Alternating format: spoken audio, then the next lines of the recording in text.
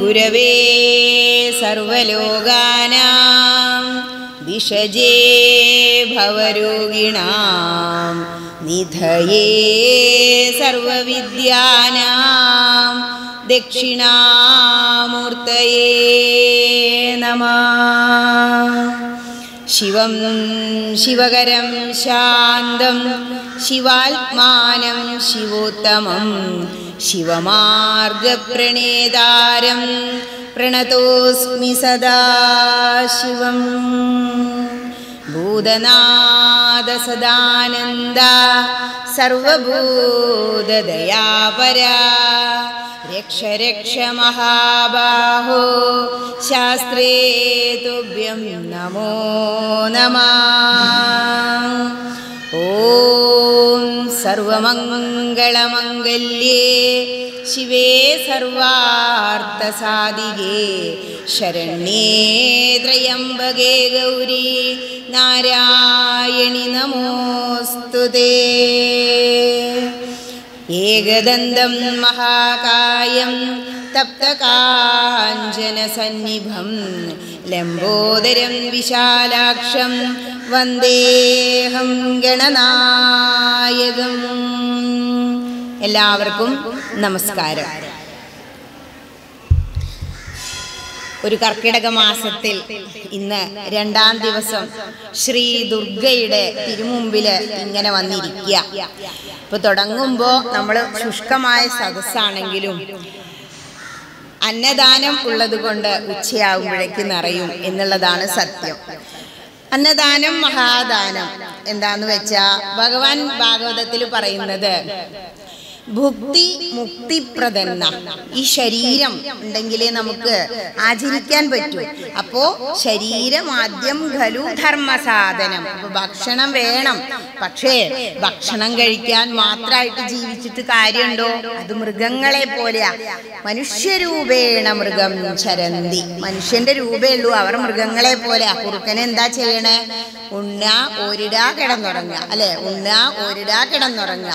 ഈശ്വരനാമ സങ്കീർത്തനം ചെയ്യാത്തവര്, അതുപോലെ ഗ്രന്ഥങ്ങൾ തുറക്കാത്തവര് മൃഗങ്ങളെ പോലെ ജീവിക്കുന്നു എന്ന.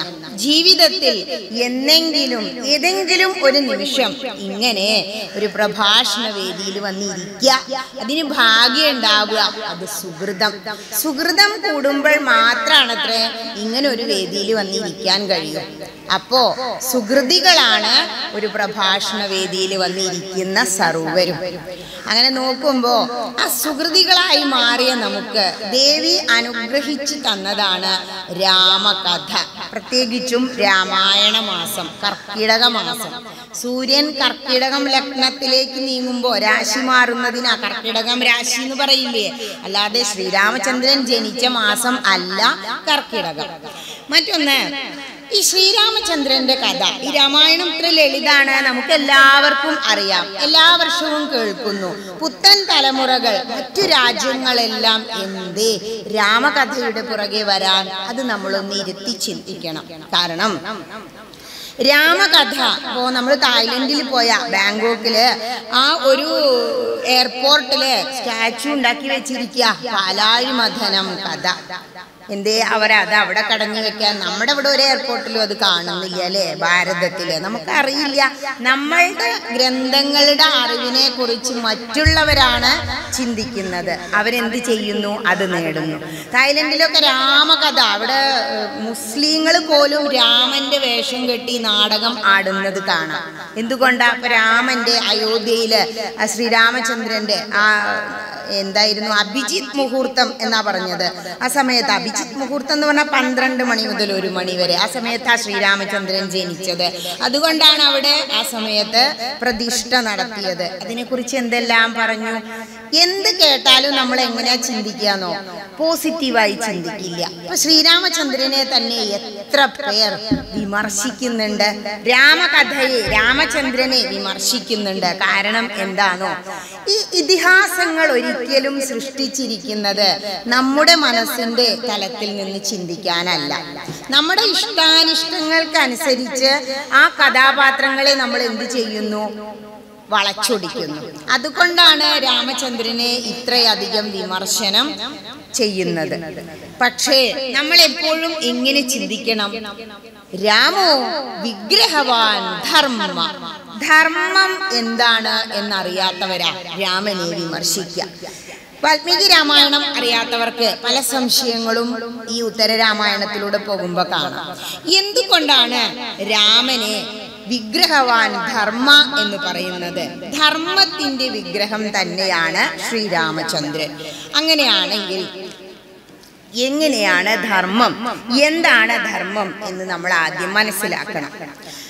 ഇന്ന് പറയേണ്ട ഭാഗം കൂടി ഇന്നലെ കുറച്ച് പറഞ്ഞു വെച്ചതുകൊണ്ട് ഇതിനെക്കുറിച്ച് പറയാൻ നമുക്ക് സമയമുണ്ട്. കാരണം എല്ലാവരും വായിക്കുന്നത് രാമായണം, രാമായണ കഥ എല്ലാവർക്കും അറിയാം. പക്ഷെ ആ വരികൾക്കിടയിൽ ഒരുപാട് വരികളും തത്വങ്ങളും ഉണ്ട്. ആചാര്യന്മാരുടെ കണ്ണുകളിലാണ് അത് കാണും. അതിനുവേണ്ടിയാണല്ലോ ഇത് പ്രഭാഷണാക്കി വെച്ചിരിക്കണേ. ഈ രാമോ വിഗ്രഹവാൻ ധർമ്മ എന്ന് പറയുമ്പോൾ ധർമ്മം എന്താണ് എന്ന് നമ്മൾ ചിന്തിക്കണം. ധർമ്മത്തിനെ കുറിച്ച് വളരെ വിശദമായി ആചാര്യസ്വാമികൾ പറയുന്നുണ്ട്. ശങ്കരാചാര്യസ്വാമികൾ പറയുന്നത് ജഗതഃ സ്ഥിതി കാരണം പ്രാണിനാം സാക്ഷാൽ അഭ്യുദയ നിശ്രേയസ ഹേതുഹു യഹ സഹ ധർമ്മ. ഒന്നും മനസ്സിലായില്ലല്ലോ? അത് വിശദമായിട്ട് പറയാം. ഈ സംസ്കൃത ശ്ലോകങ്ങൾ കേൾക്കുമ്പോൾ നല്ല സുഖ. എന്താണോ? ഈ ശ്ലോകങ്ങൾ കേൾക്കുമ്പോൾ നമ്മുടെ ജീവൻ അങ്ങനെ സുഖിക്കും. അതാണ് രാമായണമൊക്കെ ഇങ്ങനെ കേട്ടിരിക്കുമ്പോ എന്തൊരു സുഖ അല്ലെ. പക്ഷെ ചില വരികളെ എത്തുമ്പോൾ അർത്ഥം അറിയില്ല. അതുപോലെ തന്നെ സംസ്കൃതം ഒന്നും കൂടി ഉയരത്തില്ല. അപ്പോ ഈ ശ്ലോകം കേൾക്കുമ്പോ ആ സുഖാണല്ലോ, ടീച്ചർക്ക് എന്തൊക്കെയൊക്കെ അറിയാലോ, എനിക്ക് അത്രയൊന്നും അറിയില്ല, ഞാൻ ഇതൊക്കെ പഠിച്ചു ഇവിടെ വന്നിരുന്ന് ഇങ്ങനെ പറയുന്നു. ഭഗവതി അതൊരു ഇൻബോൺ ടീച്ചർ ആയതുകൊണ്ടായിരിക്കാം. എന്നാലും പലരും പറഞ്ഞു എന്നോട്, ടീച്ചറെ ഇന്ന് ഞങ്ങൾ ഉറങ്ങിയില്ല കേട്ടോ. അപ്പൊ അവര് വേറെ ഏതൊക്കെയോ ദിവസങ്ങൾ ഉറങ്ങിയിട്ടുണ്ട് എന്ന് എനിക്ക് മനസ്സിലായി. കുഴപ്പമില്ല. അതൊക്കെ നമ്മളെ ഒരു കാര്യം അത്രയും അറിയണമെന്ന് ആഗ്രഹിച്ച് വല്ലാതെ ശ്രദ്ധിച്ചിരുന്നാൽ മനസ്സിലാവില്ലെങ്കിൽ നമുക്ക് ഉറക്കം വരും. എനിക്ക് ഫിസിക്സ് ക്ലാസ്സുകൾ അങ്ങനെയായിരുന്നു +2 പഠിക്കുമ്പോൾ.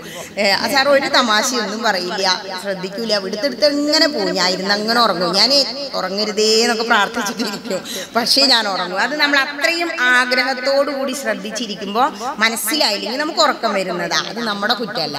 അപ്പോൾ അത് നിങ്ങളുടെ അടുത്തേക്ക് എത്തിക്കുന്ന തരത്തിൽ താഴെ ലെവലിലേക്ക് ഇറങ്ങുന്ന ആചാര്യന്മാരെ സാധാരണക്കാർക്ക് ആവശ്യം. എല്ലാം അറിയുന്നവർക്ക് നമ്മൾ ഒന്നും പറഞ്ഞു കൊടുക്കണ്ട. വയറ് നിറഞ്ഞിരിക്കുന്നവന് നമ്മൾ എന്തെങ്കിലും വിളമ്പി കൊടുത്താൽ അയാൾക്ക് ആവശ്യം ഉണ്ടാവില്ല. പക്ഷെ നിങ്ങളെ പോലെയുള്ളവർക്ക് എന്തെങ്കിലുമൊക്കെ കേൾക്കണം, അറിയണം. എന്താ? ജിജ്ഞാസ ഭക്തലക്ഷണതു ജിജ്ഞാസ ഏവ.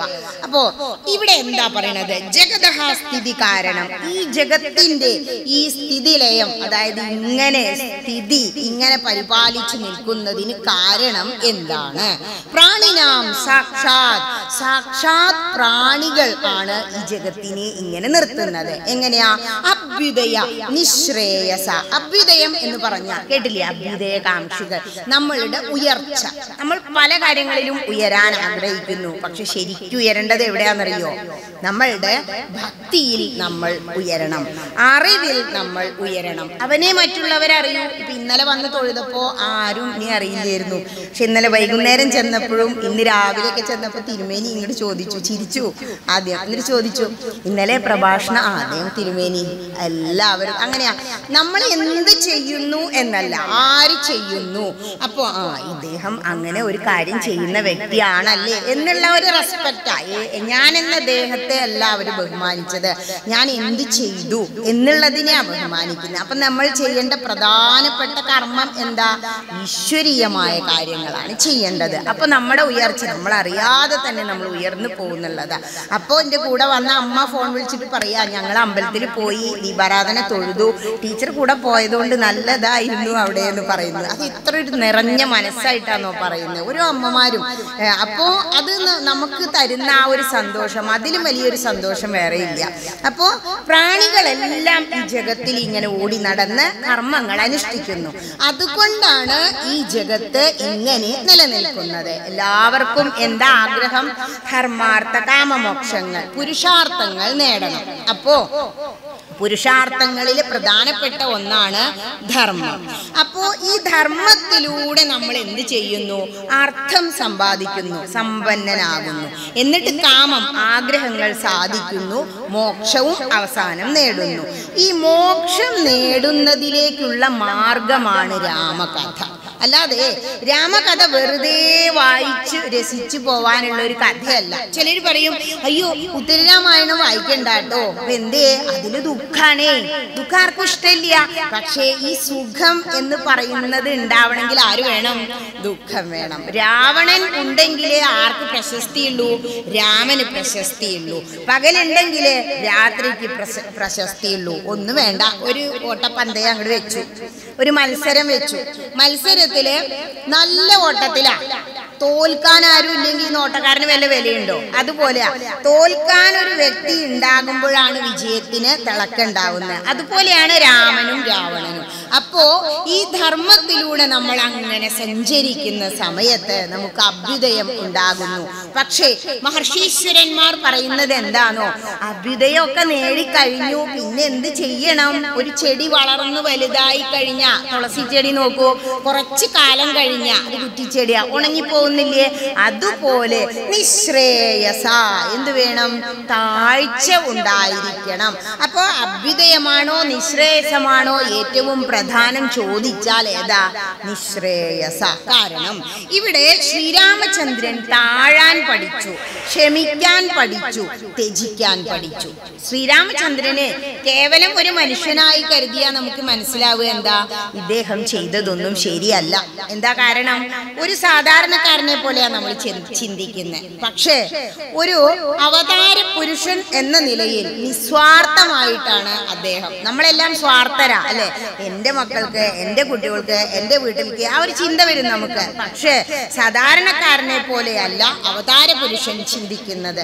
അവതാര പുരുഷന്മാർക്ക് ഋഷീശ്വരന്മാർ ചാർത്തിക്കൊടുത്ത പേരാണ് എന്ത്? അവതാരം. അതായത് നിസ്വാർത്ഥമായി കാര്യങ്ങൾ ചെയ്യുമ്പോഴാണ് അവരെന്താകുന്നത്?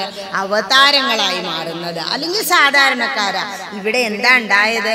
എല്ലാം ത്യജിക്കാൻ, സഹിക്കാൻ, ക്ഷമിക്കാൻ ശ്രീരാമചന്ദ്രൻ പഠിച്ചു. അതുകൊണ്ട് തന്നെ ഈ സൂര്യചന്ദ്രന്മാരും ആകാശവും ഭൂമിയും ഉള്ളിടത്തോളം രാമകഥകൾ നിലനിൽക്കും. അതാണ് സഹനത്തിന്റെ, ത്യാഗത്തിന്റെ മഹത്വം. ഇപ്പൊ ധർമ്മം എന്താ മനസ്സിലായോ? ഇനി പറയാം. ധർമ്മത്തിലൂടെ എല്ലാം നേടിക്കഴിഞ്ഞ അവസാനം നമ്മൾ എന്തിനെ കുറിച്ച് ചിന്തിക്കുന്നു? മോക്ഷം.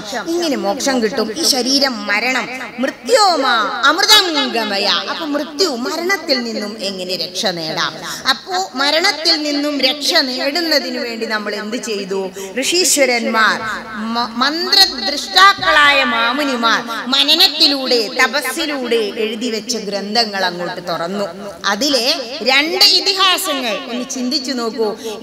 ഇഹ ആസീത്, ഇതിവിടെ സംഭവിച്ചതാ. ഓരോ ഭാഗങ്ങളെ കുറിച്ചും രാമായണം പറയുമ്പോ അത് നമ്മുടെ ഭാരതത്തിലുള്ളതാ.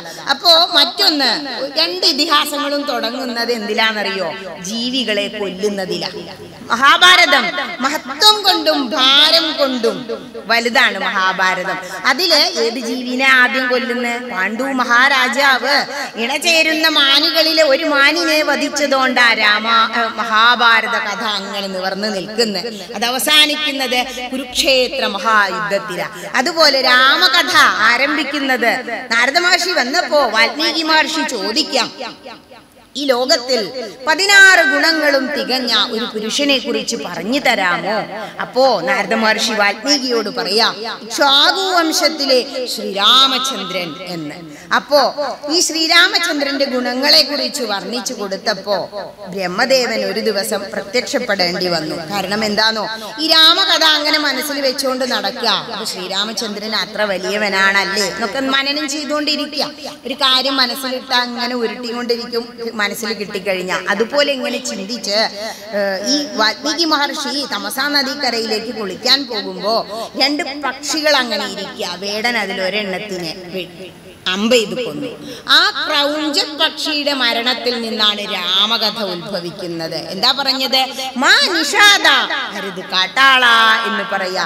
മാ നിഷാദ ത്വമഗമ ശാശ്വതീ സമാഹ യൽ ക്രൗഞ്ചമിഥുനാദേകവതി കാമമോഹിതം. കാമമോഹിതരായിരിക്കുന്ന ക്രൗഞ്ചമിഥുനങ്ങളിൽ ഒന്നിനെ വെടിവെച്ച് വീഴ്ത്തി, വെടിയല്ല അമ്പ ചെയ്ത് വീഴ്ത്തി. ഹേ അരുത് കാട്ടാള, കാട്ടാള നീ തെറ്റ് ചെയ്യരുത്. അത് ഒരു പ്രകൃതിയുടെ നിയമമാണ്. ചെറുജീവികളെ വേടൻ അമ്പ ചെയ്യുന്നത്, ഒളിഞ്ഞ അമ്പ ചെയ്യുന്നതൊക്കെ. പക്ഷെ എന്തുകൊണ്ട് വാൽമീകി അങ്ങനെ ചിന്തിച്ചു? ഇപ്പൊ നിങ്ങൾക്കും തോന്നൂലേ, ചെറിയൊരു ജീവിനെ തന്നെ കൊല്ല് അല്ലെങ്കിൽ ചാവ ചെയ്ത് നമുക്ക് കാണാൻ വയ്യ. കുട്ടികൾ അതൊക്കെ കണ്ടിരുന്ന് ഇങ്ങനെ രസിക്കൂലേ? ഈ എന്താണ് മൃഗങ്ങളുടെ ചാനലൊക്കെ വെച്ച് നമുക്കത് കാണാനേ വയ്യ ആക്രമിക്കുന്നത്. അത് എന്തുകൊണ്ടാണ് നമ്മൾ അങ്ങനെ ചിന്തിക്കുന്നത്? നമ്മുടെ മനസ്സങ്ങനെ മൃദുവായി മാറിക്കൊണ്ടിരിക്കുക ഈശ്വര കഥകളിലൂടെ പോയിട്ട്. വാൽമീകി മഹർഷി ഈശ്വര കഥ അറിയുന്ന ഒരു വ്യക്തി ആയതുകൊണ്ട് അരുത് കാട്ടാള എന്ന് പറഞ്ഞു. ആ ക്രൗഞ്ച പക്ഷിയെ വധിക്കുന്നതിൽ രാമായണ കഥ തുടങ്ങുക.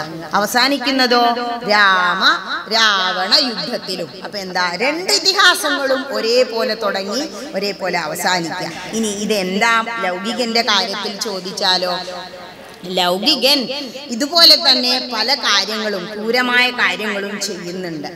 അവസാനം പല യുദ്ധങ്ങളും മനസ്സിനുള്ളിൽ നടക്കും അല്ലേ? എവിടെയാ? കുരുക്ഷേത്രം.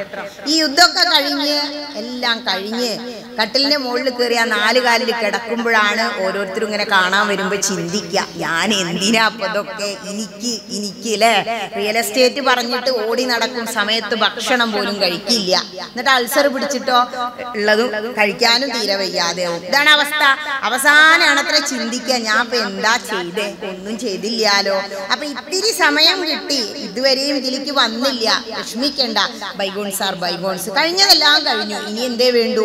ഈ കിട്ടിയ സമയം എപ്പോഴാണോ രാമ എന്ന മന്ത്രം ഈ തലയിൽ വന്ന് വീണത്, ആ നിമിഷം മുതൽ ഇന്നലെ പറഞ്ഞതുപോലെ ഇരിക്കുമ്പോഴും നടക്കുമ്പോഴും കിടക്കുമ്പോഴും എവിടെ ചെന്നാലും എന്താ? രാമ രാമ രാമ രാമ രാമ രാമ പാഹി മാം, രാമപാദം ചേരണേ മുകുന്ദ രാമ പാഹി മാം. നമ്മൾ കിയോക്കാൻ നിൽക്കും, അപ്പോഴും എന്താ വിചാരം? വീട്ടിലെത്തിയിട്ട് അടുക്കളയിൽ ഒന്നും ശരിയായിട്ടുണ്ടാവില്ല അല്ലെ? നമ്മള് ശിശുപാലന്മാരാണ്. വയസ്സായവരോട് പറയത്രേ, അമ്മയ്ക്ക് ഒന്നങ്ങോട്ട് സഹായിച്ചൂടെ? ഭാര്യനോടുള്ള സ്നേഹം മൂത്തിട്ടേ.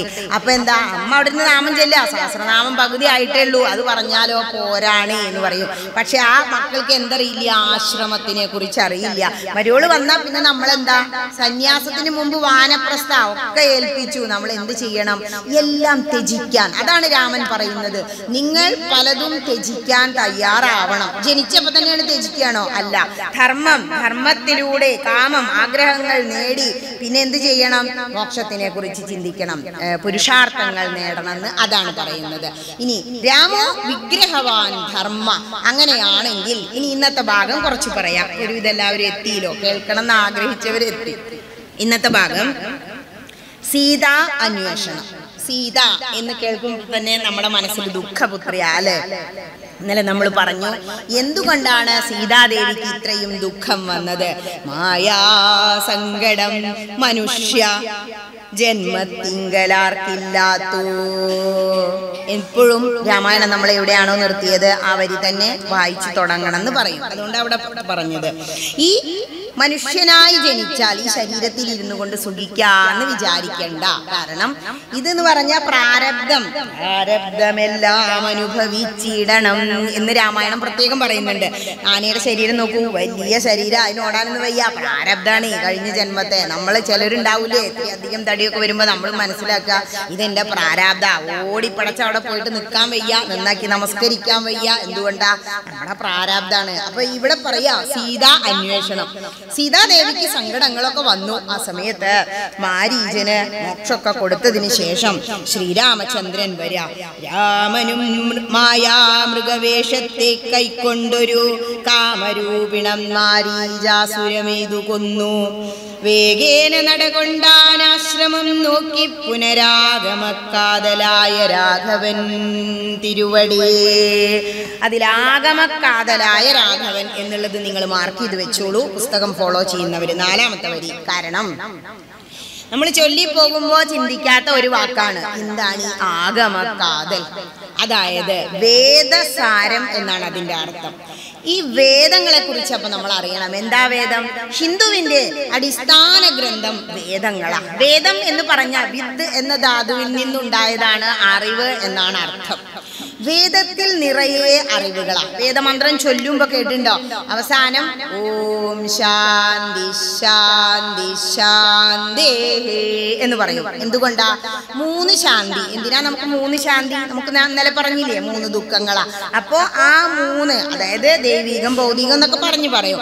ഈ ഓരോ വേദമന്ത്രങ്ങൾക്കും 3 അർത്ഥങ്ങളുണ്ട്. അതാണ് 3 ശാന്തി മന്ത്രം ഉദ്ദേശിക്കുന്നത്. മറ്റൊന്ന്, ഈ വേദത്തിൽ എന്തെല്ലാം ഉണ്ട് അത് നമ്മൾ എന്തായാലും അറിഞ്ഞിരിക്കണം. കാരണം ശ്രീരാമചന്ദ്രൻ വേദസാരം ആണ്, ആഗമക്കാതലാണ് എങ്കിൽ എന്താണ് വേദം പറയുന്നത്? എന്താണ് എന്ന് പറഞ്ഞാൽ ഇത്തിരിയെങ്കിലും കാര്യങ്ങൾ അറിഞ്ഞിരിക്കണം. ഇപ്പോ അതിൽ പറയുന്ന സൂക്തങ്ങള്, ചെറിയ സൂക്തങ്ങളെങ്കിലും നമുക്ക് അറിയണം. ഈ വേദം നമ്മുടെ സ്വന്തം അടിസ്ഥാന ഗ്രന്ഥാന്ന് പറഞ്ഞിട്ട് അതറിയാതെ അങ്ങോട്ട് മരിച്ചു പോയാ നമുക്ക് നഷ്ടല്ലേ? മഹതോ വിനഷ്ടി. എന്താ പറയുന്നേ? ജിഹ്വാമേ മധുമത്തമാ. എത്ര നല്ലൊരു കാര്യ. എന്റെ നാവിൽ തേൻ തുളുമ്പുന്ന വാക്കുകൾ വരേണമേ ജഗദീശ്വര. എത്ര സുന്ദരമായിട്ട് ആ വേദം നമ്മളോട് പറയുന്നത്.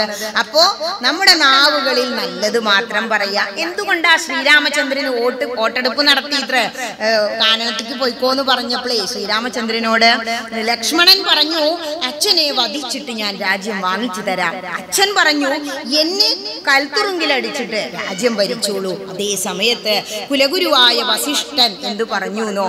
ഇത്രയും വലിയ മഹാരാജ്യം, അതായത് രാജ്യം എന്ന് പറയുമ്പോൾ ഇന്നത്തെ ഇന്ത്യ അല്ല, ഇന്നത്തെ ഭാരതം അല്ല. നമ്മൾ പിരിഞ്ഞു പോയില്ലേ? പാകിസ്ഥാൻ, അഫ്ഗാനിസ്ഥാൻ, നേപ്പാൾ, ഭൂട്ടാൻ, ചൈന, ബർമ്മ, അതൊക്കെ നമ്മുടെ ഭാഗമായിരുന്നു.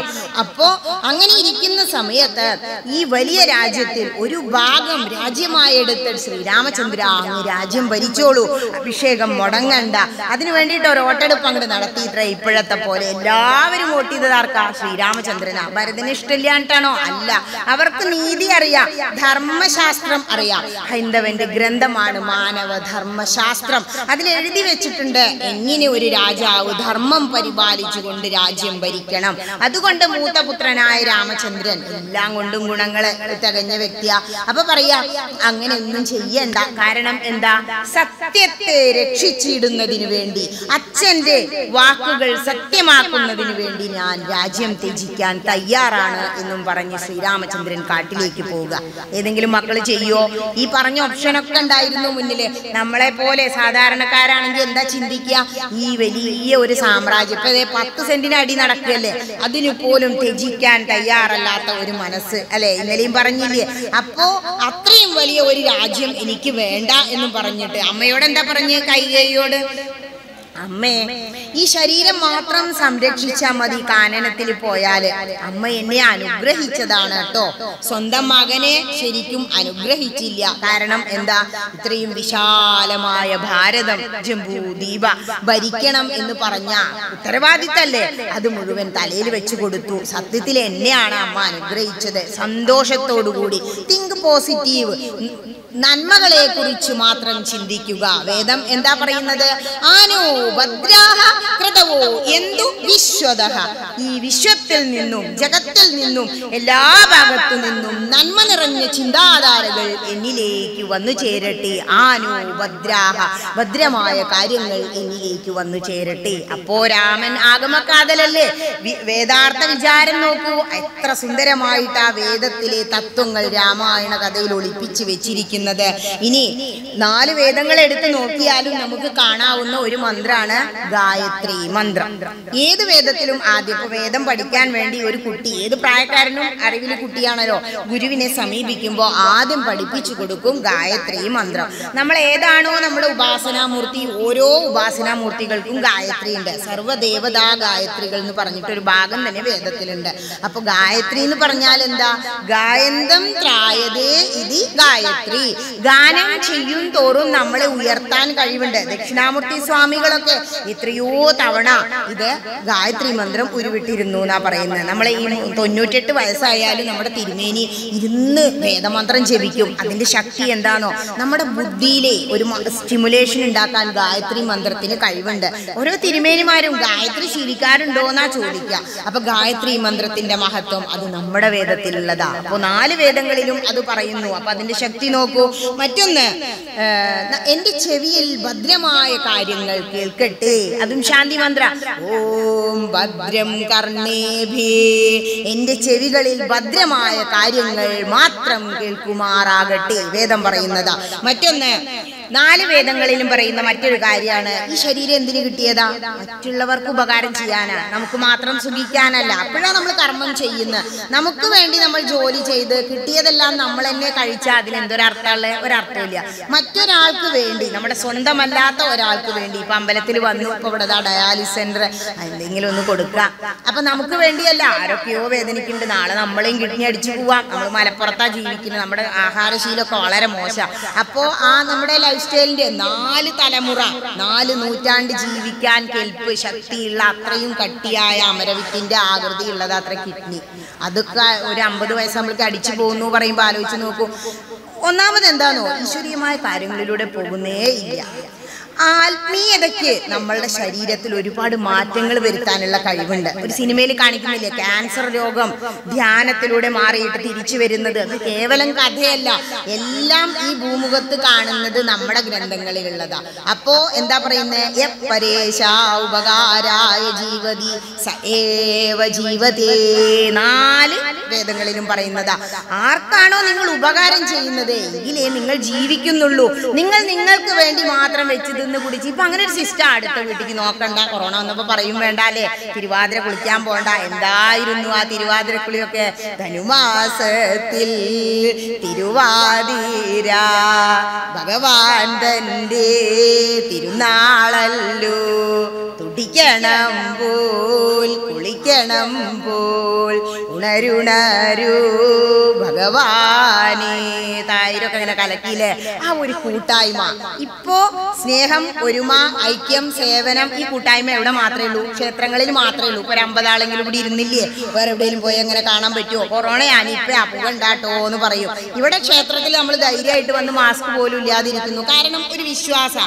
നമുക്കൊരു വിശ്വാസം ഉണ്ടെങ്കിൽ എന്താ, സർവ്വതും നമുക്ക് സാധിക്കും. എന്താണോ? ഇതിനുള്ളിലൊരു ശക്തിയുണ്ട്. ആ ശക്തിയുടെ, അനന്തമായ ശക്തിയുടെ അളവിനെ കുറിച്ച് നമുക്ക് അറിവില്ലാത്തത് കൊണ്ടാണ് നമ്മൾ ഈ ലൗകികത്തിന്റെ പിന്നാലെ ഓടുന്നത്. എന്താ ചെയ്തുകൊണ്ടിരിക്കുന്നത്? ഇത് സുഖാണ്, ഇത് സുഖാണ്. സുഖം എവിടെയെങ്കിലും ഉണ്ടോ? നിത്യമായ സുഖം എപ്പോഴേ ഉള്ളൂ? മോക്ഷം കിട്ടുമ്പോ. ഈശ്വര കഥകൾ അങ്ങനെ കേൾക്കുമ്പോ, ഇന്നലെ 10 മുതൽ 12 പറയേണ്ടതൊക്കെ പറഞ്ഞ് പിന്നെയും പോയത് ഞാനും നിങ്ങളും അറിഞ്ഞില്ല. കാരണം മാരീചനെ കുറിച്ചും രാമനെ കുറിച്ചും പറയുമ്പോ അതങ്ങോട്ട് അവസാനിപ്പിക്കാതെ നിർത്താൻ വയ്യേ. അങ്ങനെ ഒരു പോർഷനാണ് അത് ഡിവൈഡ് ചെയ്തപ്പോ വന്നതാ. പിന്നെ ജടായുവിനെയൊക്കെ കാണുമ്പോ സീതേനെ അന്വേഷിക്കുന്നൊക്കെ പറയുമ്പോൾ അയ്യോ കഴിഞ്ഞു. പക്ഷേ ഈശ്വര കഥകൾ എത്ര സമയം, ഇപ്പൊ വൈകുന്നേരം വരെ പറഞ്ഞാലും നിങ്ങൾ ഇങ്ങനെ രസിച്ചിരിക്കും. അതാണ് ഈശ്വര കഥകളുടെ മഹിമ. വേറെയുള്ള സിനിമ ഒന്ന് കണ്ടാൽ പറയാം അയ്യോ ഇനി അത് വെക്കല്ലേ എന്നല്ലേ. പണ്ടൊക്കെ പിന്നെയും ക്വാളിറ്റി ഉള്ളത് വന്നിരുന്നു, ഇപ്പൊ ഒന്നുമില്ല എന്നുള്ളതാ. അപ്പൊ ഇത്തിരി സുഖിക്കാൻ എവിടെയുള്ളൂ? ഏറ്റവും നല്ല ഔഷധം ഭക്തി മാത്രം ആണ്. അപ്പൊ ആദ്യം നമ്മുടെ അടിസ്ഥാന ഗ്രന്ഥമായ വേദങ്ങളിലെ കുറച്ച് കാര്യങ്ങൾ അറിയാം. അതിൽ തന്നെ പറയാണ്, ശൃണ്വന്തു വിശ്വോ അമൃതസ്യ പുത്ര, ഹേ അമൃതത്വത്തിന്റെ പുത്രന്മാരെ നിങ്ങൾ ഇത് കേട്ടാലും. എന്താ അവരങ്ങനെ പറയാൻ? മഹർഷീശ്വരന്മാരിങ്ങനെ കാണാണ് പലയിടത്തും ജനനവും മരണവും നടക്കുന്നത്. അപ്പൊ അവര് ചിന്തിച്ചു എന്തുകൊണ്ടാണ് ഇങ്ങനെ വിഷമിക്കുന്നത് ലൗകികർ. അപ്പൊ അവർ ആലോചിച്ചു, ഇതിനെക്കുറിച്ച് തപസ് ചെയ്തു, മനനം ചെയ്തു. ധ്യാനത്തിലൂടെ ഈ പ്രകൃതിയിൽ നിന്നും ഒരു ശക്തി അവർക്ക് വിളിച്ചു പറഞ്ഞു കൊടുക്കുകയാണ്. നീ നിനക്ക് ജന്മം കിട്ടിയത് ഇങ്ങനെ സുഖിച്ച് കഴിയാനല്ല. എന്നിവിടെ കഴിയാൻ പറ്റുമോ? ഇതിന് മാറ്റം വരുന്നില്ലേ? അപ്പൊ ഇത് ശാശ്വതമല്ല. ശാശ്വതമായത് എന്തേ ഉള്ളൂ? അമൃതംഗമയ, അമരത്വത്തിലേക്ക് നിങ്ങൾ ഉയരണം. അതിനുവേണ്ടി എന്തു ചെയ്യണം? നിങ്ങൾ ഇത് കേട്ടാലും അവർ വിളിച്ചു പറഞ്ഞു. അതാണ് സ്വാർത്ഥതയില്ലാത്ത സന്യാസി പരമ്പര. അവർക്ക് കിട്ടിയ അറിവിനെ വിളിച്ചു പറഞ്ഞത് പിന്നീട് ഗ്രന്ഥങ്ങളിലാക്കി വെച്ചതാണ് വേദങ്ങൾ. ഒരുപാട് താളിയോല ഗ്രന്ഥങ്ങളിൽ എഴുതിയ അവസാനം വേദവ്യാസ മഹർഷി യസോച്ഛിഷ്ടം ജഗത് സർവം, ജഗത്തിൽ എന്തൊക്കെ ഉണ്ടോ അത് വ്യാസന്റെ ഉച്ഛിഷ്ട. അപ്പൊ അതെടുത്തിട്ട് എന്ത് ചെയ്യാം? നമുക്ക് ഭക്ഷിക്കാം. ശ്രീരാമചന്ദ്രൻ ശബരി കടിച്ചു വെച്ച പഴം ഉച്ഛിഷ്ടാന്ന് പറഞ്ഞ് മാറ്റിവെക്കാതെ ഭക്ഷിച്ചതുപോലെ, ഗുഹൻ എന്ന കാട്ടാളനെ മാറോടണച്ചതുപോലെ നിർണയം ജന്മവും പാവനം തല്ലേ വേണ്ടു. അതിനപ്പുറമായിട്ട് നമുക്കൊന്നും വേണ്ട. അങ്ങനെ നമ്മുടെ വേദങ്ങളെ കുറിച്ച് മഹർഷീശ്വരന്മാർ അറിഞ്ഞ് മനനത്തിലൂടെ ധ്യാനത്തിലൂടെ എഴുതി വെച്ച ആ വേദസാരങ്ങൾ അടങ്ങിയ ഇതിഹാസങ്ങളിൽ ഒന്നാണ് നമ്മുടെ രാമായണം. അതുകൊണ്ട് അതിലെ തത്വങ്ങൾ നമ്മൾ അറിയണം. പ്രത്യേകിച്ചും രാമനെ കുറിച്ച് സത്യസന്ധമായി നമ്മൾ മനസ്സിലാക്കണം. ഇനി ആഗമക്കാതൽ എന്ന് പറയുന്നത് എന്തുകൊണ്ടാന്ന് മനസ്സിലായില്ലേ? ശ്രീരാമചന്ദ്രൻ വേദം തന്നെ ആണ്, അതായത് അറിവ് തന്നെ ആണ്. സാധാരണക്കാർക്ക് തോന്നും രാമൻ ശരിയല്ല അല്ലേ, വയറ്റിലുണ്ടായിരിക്കുന്ന ഭാര്യ ഉപേക്ഷിച്ചവനല്ലേ എന്നൊക്കെ ചോദിക്കാറുണ്ട്. ഇങ്ങനെ വിമർശന ബുദ്ധിയോടെ ചിന്തിക്കുന്നവര്. എന്തുകൊണ്ട് ശ്രീരാമചന്ദ്രൻ അങ്ങനെ ചെയ്തു അതിനെക്കുറിച്ച് ചിന്തിക്കണം. ഇനി ശ്രീരാമചന്ദ്രൻ അങ്ങനെ നടന്നു പോയി. ആ സമയത്ത് ലക്ഷ്മണൻ ഇങ്ങോട്ട് വരിക. കാരണം സീത എന്താ പറഞ്ഞത്? വേഗം പോയി നോക്കൂ, രാമന്റെ ശബ്ദമല്ലേ എന്ന് പറഞ്ഞപ്പോ ശ്രീരാമചന്ദ്രനെയും തെരഞ്ഞ് വനദേവതമാരോട് നോക്കിക്കോളൂ പറഞ്ഞു പോവാ. ആ സമയത്ത് ലക്ഷ്മണൻ വില്ലും അമ്പുമൊക്കെ ആയിട്ട് ദേ ഇങ്ങോട്ട് വരുന്നു. ശ്രീരാമചന്ദ്രൻ തിരിച്ചു വരികയാണ്. അപ്പൊ പറയും, ലക്ഷ്മണനേതുമറിഞ്ഞീലല്ലോ പരമാർത്ഥം, ഇക്കാലം അവനെയും വഞ്ചിക്കുന്നതേ വരൂ. ലക്ഷ്മണന് അനന്തനാഗമല്ലേ, ഇതിനെ കുറിച്ച് സത്യാവസ്ഥ അറിയില്ല. അതുകൊണ്ട് ഒരു സാധാരണ മനുഷ്യനെ പോലെ ഇവനെ നമുക്ക് വഞ്ചിക്കാന്ന് സ്വന്തം ശ്രീരാമചന്ദ്രൻ വിചാരിക്കുക. കാരണം ശ്രീരാമചന്ദ്രൻ വിഷ്ണു തന്നെയാണ്, സർവന്തര്യാമിയാണ്, എല്ലാം അറിയുന്നവനാണ്, മായയെക്കുറിച്ചും അറിയുന്നവനാണ്. അതുകൊണ്ടാണല്ലോ മായാ സീതയോട് ഇവിടെ നിന്നോളൂ, വന്യമണ്ഡലത്തിൽ യഥാർത്ഥ ലക്ഷ്മിയെ ഒളിപ്പിച്ചോളൂ പറയണേ. പക്ഷേ വാൽമീകി രാമായണത്തിൽ അത് പറയുന്നില്ല കേട്ടോ, ഇതിവിടെ പറയുന്നുള്ളൂ ആധ്യാത്മരാമായണത്തില്. ഇനി പറയാം, ലക്ഷ്മി ദേവിയെയുണ്ടോ മറ്റാർക്കും ലഭിക്കുന്നു. ഈ വന്യമണ്ഡലത്തില് ഒളിച്ചു വെച്ചിരിക്കുന്ന ലക്ഷ്മി ദേവിയെ ആർക്കും ലഭിക്കില്ല. ശ്രീരാമചന്ദ്രന്റെ ലക്ഷ്മി ദേവിയെ തൊട്ടുകൂടുമോ ഹരിഭക്തിയെ ശശത്തിന്? ഒരിക്കലും കഴിയില്ല. പിന്നെ രാവണൻ കൊണ്ടുപോയത് ആര്? മായാസീതയെ ആണ് എന്ന് പറയാ. അഗ്നിമണ്ഡലത്തിങ്കൽ വാഴുന്ന സീത തന്നെ. എന്നിട്ട് ലക്ഷ്മണനെ കാണുമ്പോ അതാണ് വല്ലാത്തൊരവസ്ഥയാണ്. അത് പറഞ്ഞ തന്നെ വീണ്ടും പറയാ. ഇന്നലെ പറഞ്ഞ കാര്യം ഇനി ഇന്നും ആവർത്തിക്കും. ഇവിടെ പറയുന്നത് നോക്കൂ, അഗ്നിമണ്ഡലേ വാഴും സീതയെ സത്യവ്യാജാൽ കൈക്കൊണ്ടുപോകാം അയോധ്യയ്ക്കു വൈകാതെ. പിന്നെ ശ്രീരാമചന്ദ്രൻ തന്റെ ജന്മലക്ഷ്യത്തെക്കുറിച്ച്, അവതാര ലക്ഷ്യത്തെക്കുറിച്ച് സ്വയം ഓർക്കുന്നതാ. ഞാൻ ഈ അവതാരം എടുത്തത് വെച്ചിട്ട് എന്ത് ചെയ്യണം? സീതാദേവിയെ സത്യവ്യാജാൽ എന്നാ പറയുന്നത്. സത്യം എന്താ? സീതാദേവി ആരുടെ കൂടെയും പോയിട്ടില്ല, പക്ഷെ വ്യാജമാണെന്ന് പറയാ. കാരണം മായാസീതയെ കൊണ്ടുപോയി എന്ന് പറഞ്ഞ് മറ്റുള്ളവരുടെ മുന്നിൽ വ്യാജം കാണിച്ചു. ഇപ്പോഴത്തെ കാലത്ത് ഇതൊക്കെ നടക്കുന്നില്ലേ?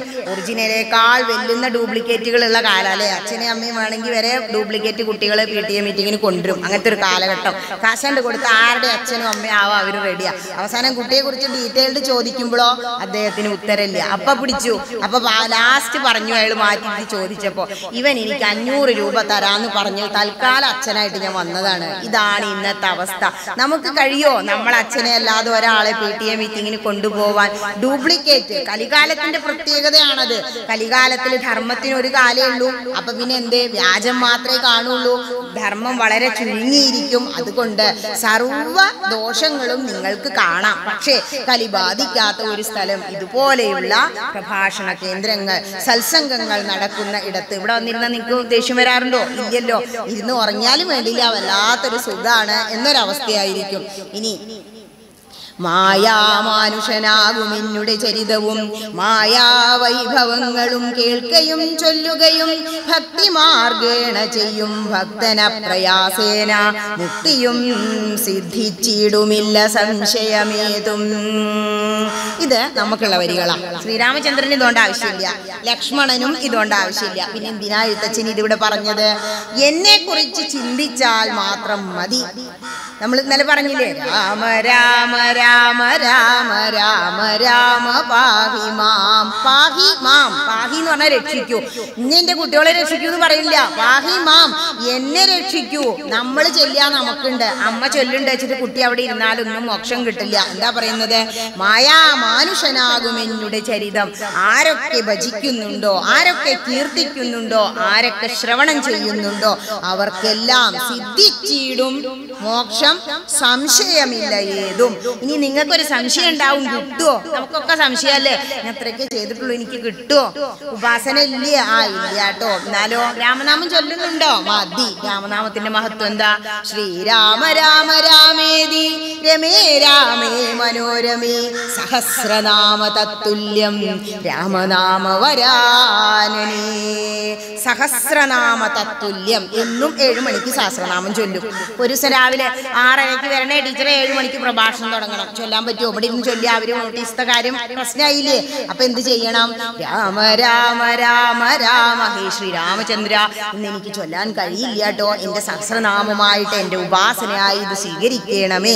അത് കരുതിയിട്ടോ പണ്ഡിതന്മാർക്ക് പറഞ്ഞതാണത്. സഹസ്രനാമ തത്തുല്യം രാമനാമ വരാനനി. അതായത് നമുക്ക് ഒരു അസുഖമാണ്, ഹോസ്പിറ്റലിൽ പോകണം, ഇന്നത്തെ ഉപാസന മുടങ്ങി, അപ്പൊ ഒരൊറ്റ രാമനാമം. അതാണ് രാമനാമത്തിന്റെ മഹത്വം. അതുകൊണ്ട് തന്നെ 3 അവതാരങ്ങളിലും രാമനാമം എടുത്താണ് ഭഗവാൻ വന്നത്. വേറെ നാമം ഇല്ലാഞ്ഞിട്ടാണോ?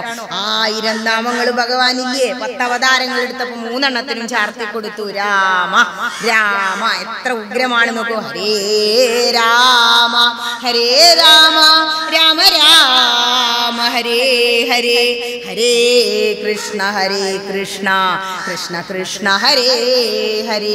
ഈ മന്ത്രം അറിയാത്ത ഒരു ഹിന്ദു ഉണ്ടാവില്ല. ഈ മന്ത്രം എവിടെ ഉള്ളതാ? കലിസന്ധാരണോപനിഷത്തിലാ.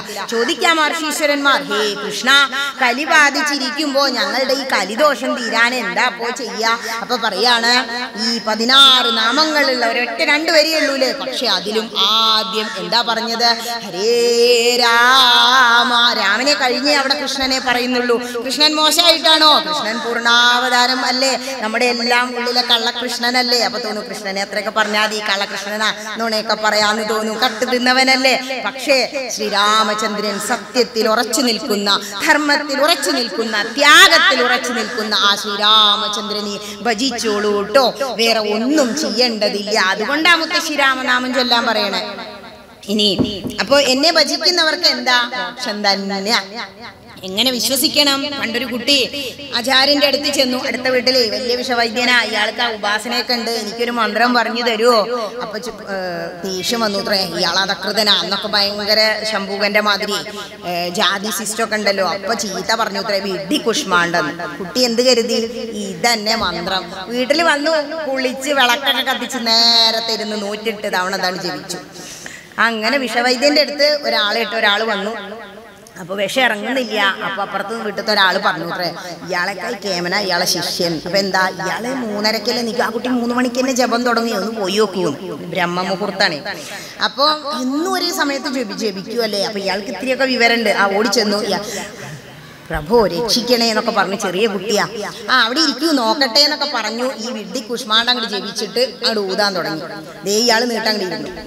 അപ്പോ അപ്പുറത്തെ വീട്ടിലേക്ക് ഒരാൾ വിളിച്ചു പറഞ്ഞു ഇത്ര അയൽവാസി, ഇതേ അയാള് നീട്ടുട്ടോ, നിങ്ങൾക്ക് സാധിച്ചില്ലാലോ. അപ്പൊ അയാള് ഓടി വന്നിട്ട് കുട്ടിയെ നമസ്കരിച്ചു ഇത്രേ. പരബ്രഹ്മത്തിന്റെ രൂപം എന്താ ചോദിച്ചപ്പോ പോത്തിന്റെ രൂപ എന്ന് പറഞ്ഞില്ലേ, പോത്തായിട്ട് വന്നു ഇത്രേ. അപ്പൊ ഓടി ചെന്നു, ഞാൻ പരബ്രഹ്മത്തെ കണ്ടുട്ടോ. അപ്പോഴാണ് അത്ര തിരുമേനിക്ക് മനസ്സിലായത് ഞാനൊക്കെ അത്രേ ഉള്ളൂ എന്നുള്ളത്. അതാണ്. അപ്പോ എന്താണോ നമ്മൾ ചെയ്യുന്നത്, രാമനാമം മാത്രം മതി. ചില അമ്മമാര് പറയും, എനിക്കറിയില്ല കേട്ടോ ടീച്ചറെ, ഗ്രന്ഥം തുറക്കണമെന്നൊക്കെ ടീച്ചർ പറഞ്ഞു. തുറക്കണ്ട, നാമം ജപിച്ചോളൂ 108 തവണ. എങ്ങനെയാ?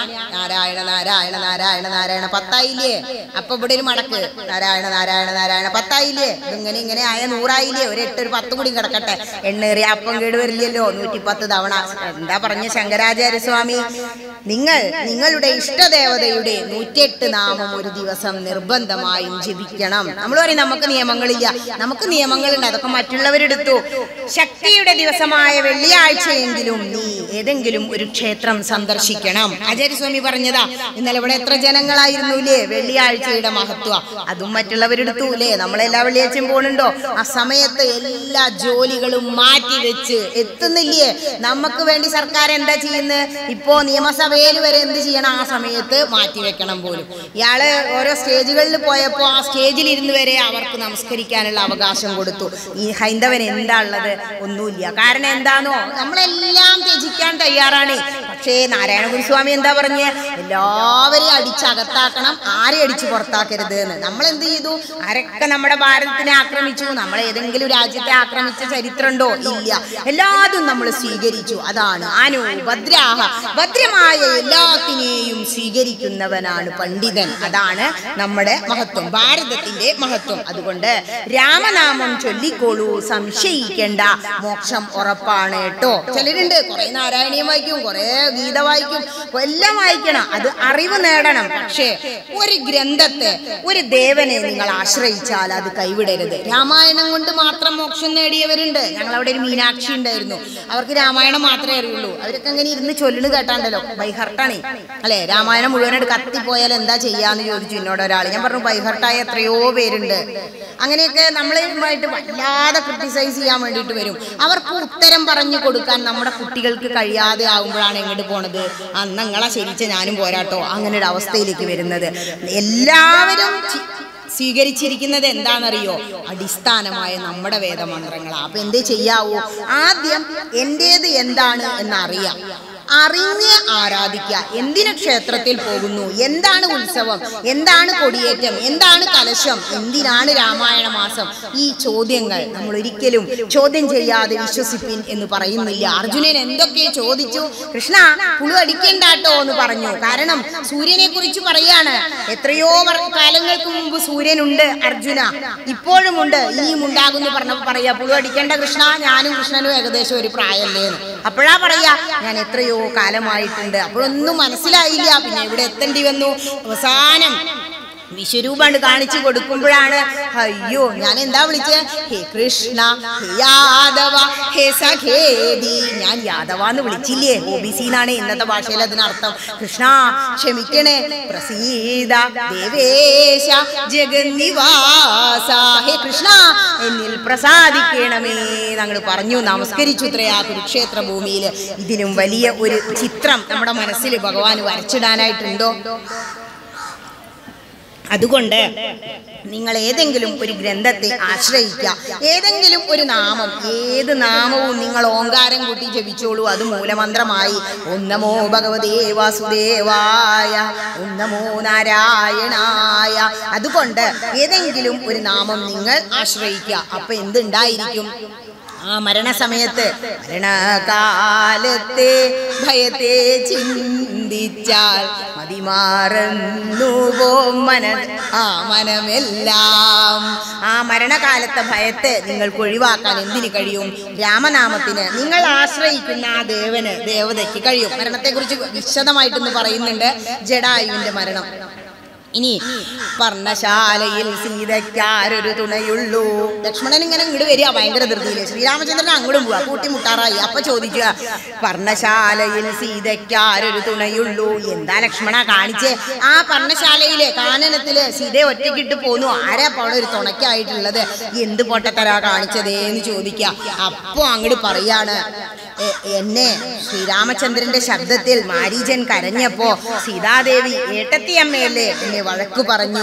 അത് മാത്രമല്ല, അങ്ങ് കരഞ്ഞപ്പോ ഞാൻ പറഞ്ഞു, ഇത്തരം നാദം മമ ഭ്രാതാവിനുണ്ടായി വരാ, ചിത്തമോഹവും വേണ്ട, സത്യമെന്നറിഞ്ഞാലും രാക്ഷസനുടെ മായാഭാഷിതമിതു നൂനം, കാൽക്ഷണം കുറുക്കെന്നു ഞാൻ പലവുരു ചൊന്നേൻ.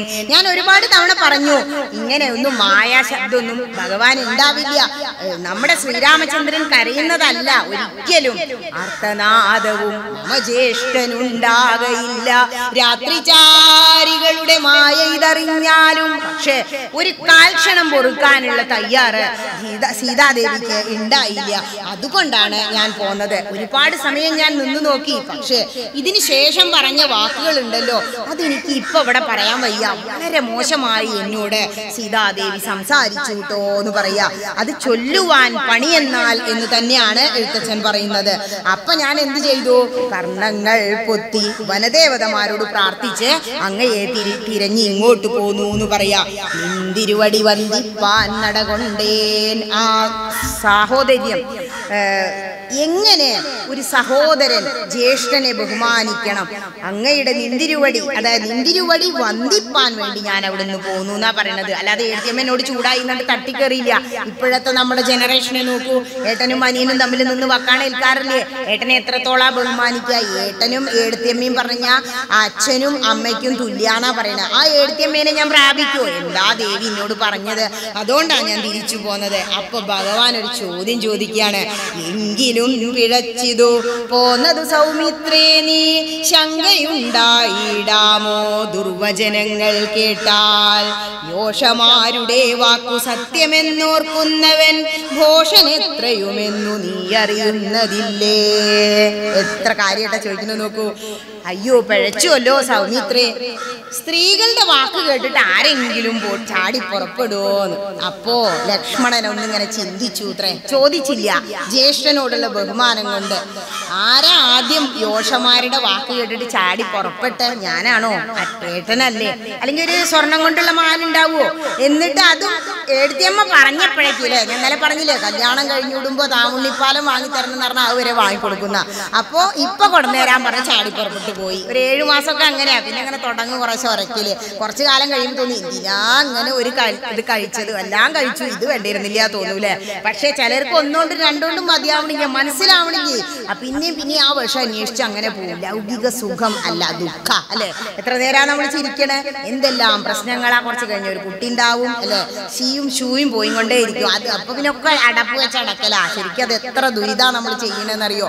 അത് മാത്രല്ല, പിന്നെ എങ്ങടേലും പോകുമ്പോഴൊക്കെ അല്ലേ, ഭാര്യ ഉണ്ടായ കാല് കെട്ടി, കുട്ടികളുണ്ടായ വായും കെട്ടി എന്ന് പറയാം അമ്മ. അപ്പോ പിന്നെ അവരെ സ്കൂളിലേക്ക് അയക്കണം. അപ്പോഴേക്ക് മുത്തശ്ശിയെ കാവല് നിർത്തണം. മുത്തശ്ശി എന്തായി? ശിശുപാലനായി. ശിശുപാലന്മാരാ വയസ്സായവരൊക്കെ. ഇന്നലെ ഒരു അമ്മ പറഞ്ഞു, എനിക്ക് വരണം എന്നുണ്ട്, ഞാൻ കഴിഞ്ഞെല്ലാം കേട്ടതാട്ടോ, പക്ഷേ എൻ്റെ കുട്ടികളെ നോക്കാൻ ആളില്ല. അത് ചെയ്യാതെ ഇവിടെ വന്നിരുന്നത് ശരിയാണ്, അത് കാര്യമില്ല. നമ്മൾ നമ്മുടെ കർമ്മം അനുഷ്ഠിക്കണം. കർമ്മം അനുഷ്ഠിക്കാതെ വലിച്ചെറിഞ്ഞ് പോന്നാൽ നമുക്ക് പുണ്യമൊന്നും കിട്ടില്ല. പക്ഷെ നമ്മളിങ്ങനെ അഡ്ജസ്റ്റ്മെന്റിൽ പോകുമ്പോൾ പലർക്കും ഇവിടെ വന്നിരിക്കാൻ പറ്റും. അപ്പോൾ ഇവിടെ പറയാ, പെണ്ണുങ്ങളുടെ വാക്ക് കേട്ട് ഇറങ്ങി തിരിച്ചത് ഞാനല്ലല്ലോ, ജ്യേഷ്ഠനല്ലേ. ഓർത്തു ഉത്രേ പറഞ്ഞില്ല. പക്ഷെ സർവന്തര്യാമിയാണ് ഭഗവാൻ. ശ്രീരാമചന്ദ്രൻ വിചാരിച്ചു ഉത്രേ, നിന്റെ മനസ്സിപ്പതല്ലേ പറഞ്ഞ്, സാരല്ല, അടുത്ത അവതാരത്തിലെ ബലരാമനായി ജ്യേഷ്ഠനായി നിന്നെ കൊണ്ടുവരാം. ബലരാമന് കുറച്ച് ചീത്തൊക്കെ പറയാൻ പറ്റുന്നുണ്ട് കൃഷ്ണനെ അല്ലേ, പല സമയത്ത് നമുക്ക് കാണാം. അത് ഇതിന്റെ പകരാണ് പറയുന്നത്. കാരണം ഈ ഭൂമിയില് എന്തെല്ലാം കർമ്മങ്ങൾ ഉണ്ടായാലും അതിന്റെ ഫലം നമ്മൾ അനുഭവിക്കണം. അത് അവതാരമാണെങ്കിൽ കൂടി എന്നാണ് പറയുന്നത് അല്ലെ. ഇവിടെ ശ്രീരാമചന്ദ്രൻ എന്തെല്ലാം വേദനകൾ അനുഭവിച്ചു. അവതാര പുരുഷനായിട്ട് ശ്രീരാമൻ കൂടി സീതാദേവി കൂടി വേദനകൾ അനുഭവിച്ചെങ്കിൽ പിന്നെ കേവലം മനുഷ്യരായ നമ്മുടെ കാര്യം പറയണോ? അങ്ങനെ ചിന്തിച്ചിട്ട് എല്ലാം ഭഗവത് പ്രസാദമാണ് എന്ന് കരുതി സന്തോഷത്തോടു കൂടി ഇരിക്കുക അല്ലെ. നമ്മുടെ പണ്ഡിതന്മാര് പണ്ഡിത സമദർശന, അവർക്കെല്ലാം സമമായിട്ട് കാണാൻ കഴിയും. ഞാൻ പറഞ്ഞില്ലേ, ജ്ഞാനവൃദ്ധന്മാരും കുട്ടികളും എപ്പോഴും സന്തോഷത്തോടെ ഇരിക്കുന്നു. എന്നിട്ട് പിന്നെ കുറച്ചെത്തിയപ്പോ ശ്രീരാമചന്ദ്രന് മനസ്സിലാവുകയാണ്, ഇവനെ ഞാൻ പറ്റിക്കുകയാണ്, അതിനെന്ത് വേണം? സീതയെ ഞാൻ തിരയുന്നത് പോലെ അഭിനയിക്കുകയാണ്. എല്ലാ അഭിനയാണ്. ഇപ്പൊ നമ്മൾ ആദ്യം കുട്ടിയായിരുന്നു, സ്കൂളിൽ പോയാൽ കുട്ടിയായിട്ടിരുന്നു. ടീച്ചറാകുമ്പോൾ നമ്മൾ കുട്ടിയായിട്ടാണോ അഭിനയിക്കുന്നത്?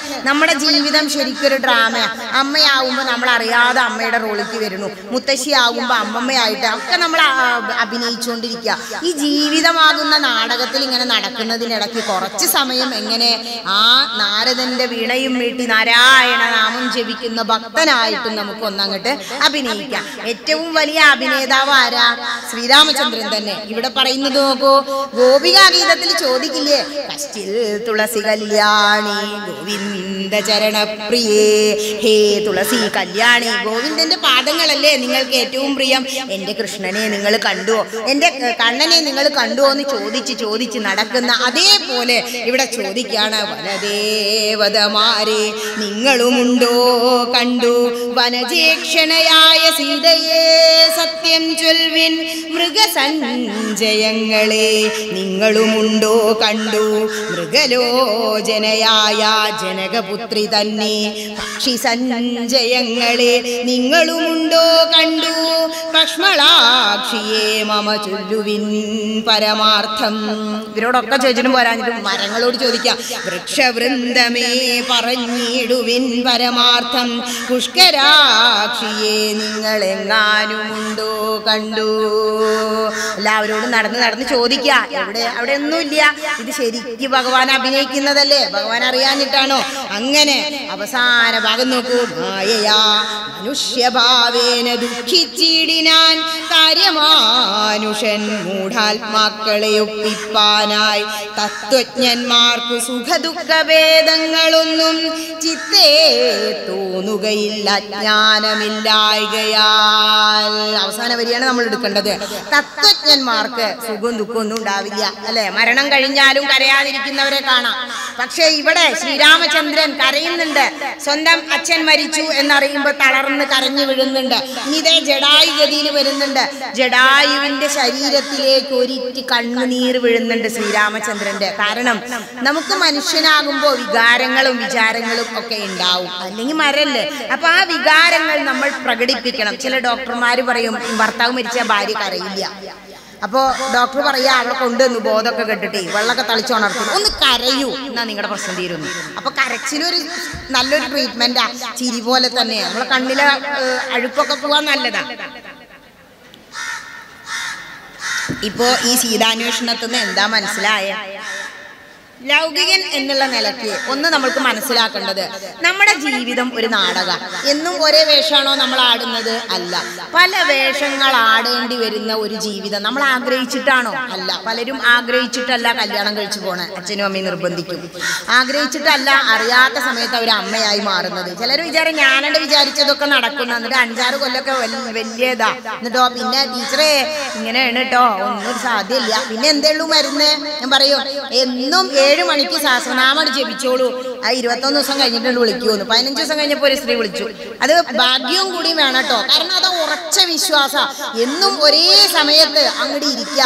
ഓം വിശ്വം വിഷ്ണുർവഷട്കാരോ ഭൂതഭവ്യ ഭവത് പ്രഭു അങ്ങനെ അങ്ങോട്ട് ചൊല്ലി പോകുമ്പോ അവിടെ പറയുന്നുണ്ട്, നമുക്ക് അമാനി മാനദോ മാന്യോ, ചിലപ്പെങ്കിലൊക്കെ കിട്ടും, ചിലപ്പെങ്കിൽ കിട്ടില്ല. കിട്ടിയതിലും കിട്ടാത്തതിലും ഒന്നും നിങ്ങൾ വിഷമിക്കണ്ട. സുഖങ്ങളെ കുറിച്ച് എന്താ രാമായണം പറയുന്നത്? ഭോഗത്തിനായി കൊണ്ടു കാമിക്കയും വേണ്ട, ഭോഗം വിധികൃതം വർജിക്കയും വേണ്ട. നിങ്ങൾക്ക് കിട്ടിയ സുഖങ്ങളൊക്കെ നിങ്ങൾ അനുഭവിച്ചോളൂ. ഇല്ലാത്ത സുഖങ്ങളെ കുറിച്ച് ഓർത്ത് നിങ്ങൾ ദുഃഖിക്കരുത് എന്ന് നമ്മളെ ഉപദേശിക്കുന്നുണ്ട്. ഇനി മറ്റൊന്ന് സീതാന്വേഷണത്തിൽ പറയുന്നത്, ആഗമക്കാതലാണ് രാഘവൻ തിരുവടി. അതായത് വേദസാരം തന്നെയാണ് ശ്രീരാമചന്ദ്രൻ, കേവലം ഒരു മനുഷ്യനല്ല എന്ന് പല സ്ഥലങ്ങളിലായിട്ട് എഴുത്തച്ഛൻ പറയുന്നുണ്ട്. പിന്നെ ലക്ഷ്മണനോട് ചീത്ത പറയുമ്പോഴും താൻ ചെയ്ത തെറ്റിനെ കുറിച്ച് ഓർക്കുന്നില്ല. ഇത് നമ്മുടെ ജീവിതത്തിൽ നടക്കുന്നത് അല്ലെ. ഇന്നാളൊരു കുട്ടി ചോദിക്കുകയാണ്, അമ്മ ഇപ്പൊ അങ്ങനെ തന്നെയല്ലേ ഇന്നലെ ചെയ്തത്? അരുതടാ പറഞ്ഞോണ്ടിരിക്കുമ്പോ കുട്ടി തിരിച്ചു ചോദിച്ചു. ഇപ്പത്തെ ജനറേഷൻ അങ്ങനെ.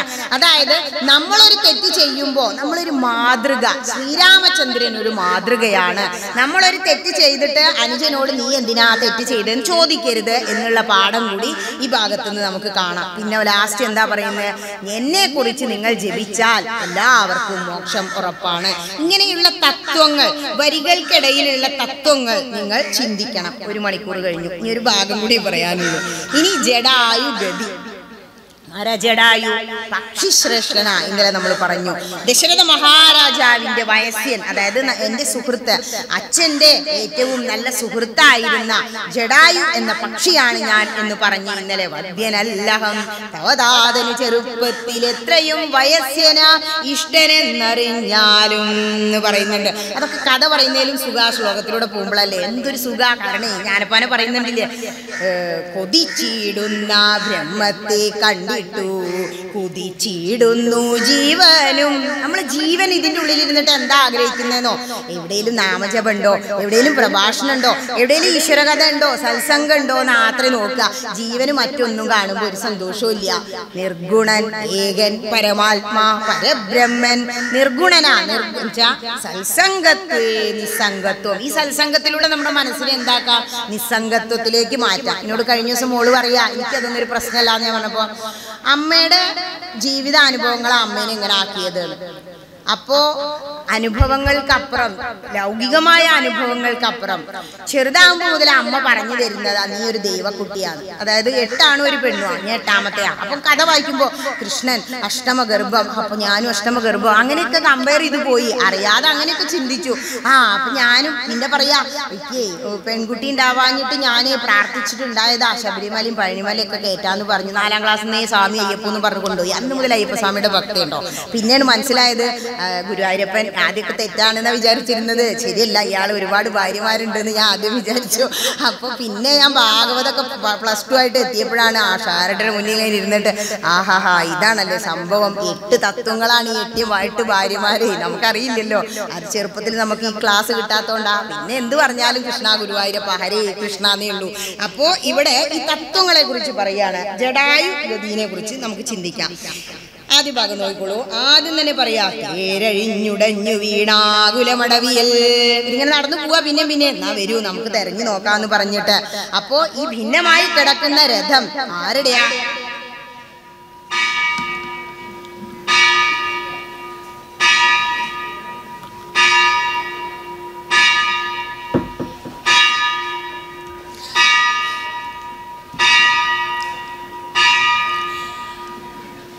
ഭിന്നമായി കിടക്കുന്ന രഥം കാണുകയാണ്. അപ്പൊ 2 രഥങ്ങളൊക്കെ കണ്ടു. അപ്പൊ ദേ ഒരു രാക്ഷസൻ വന്നു.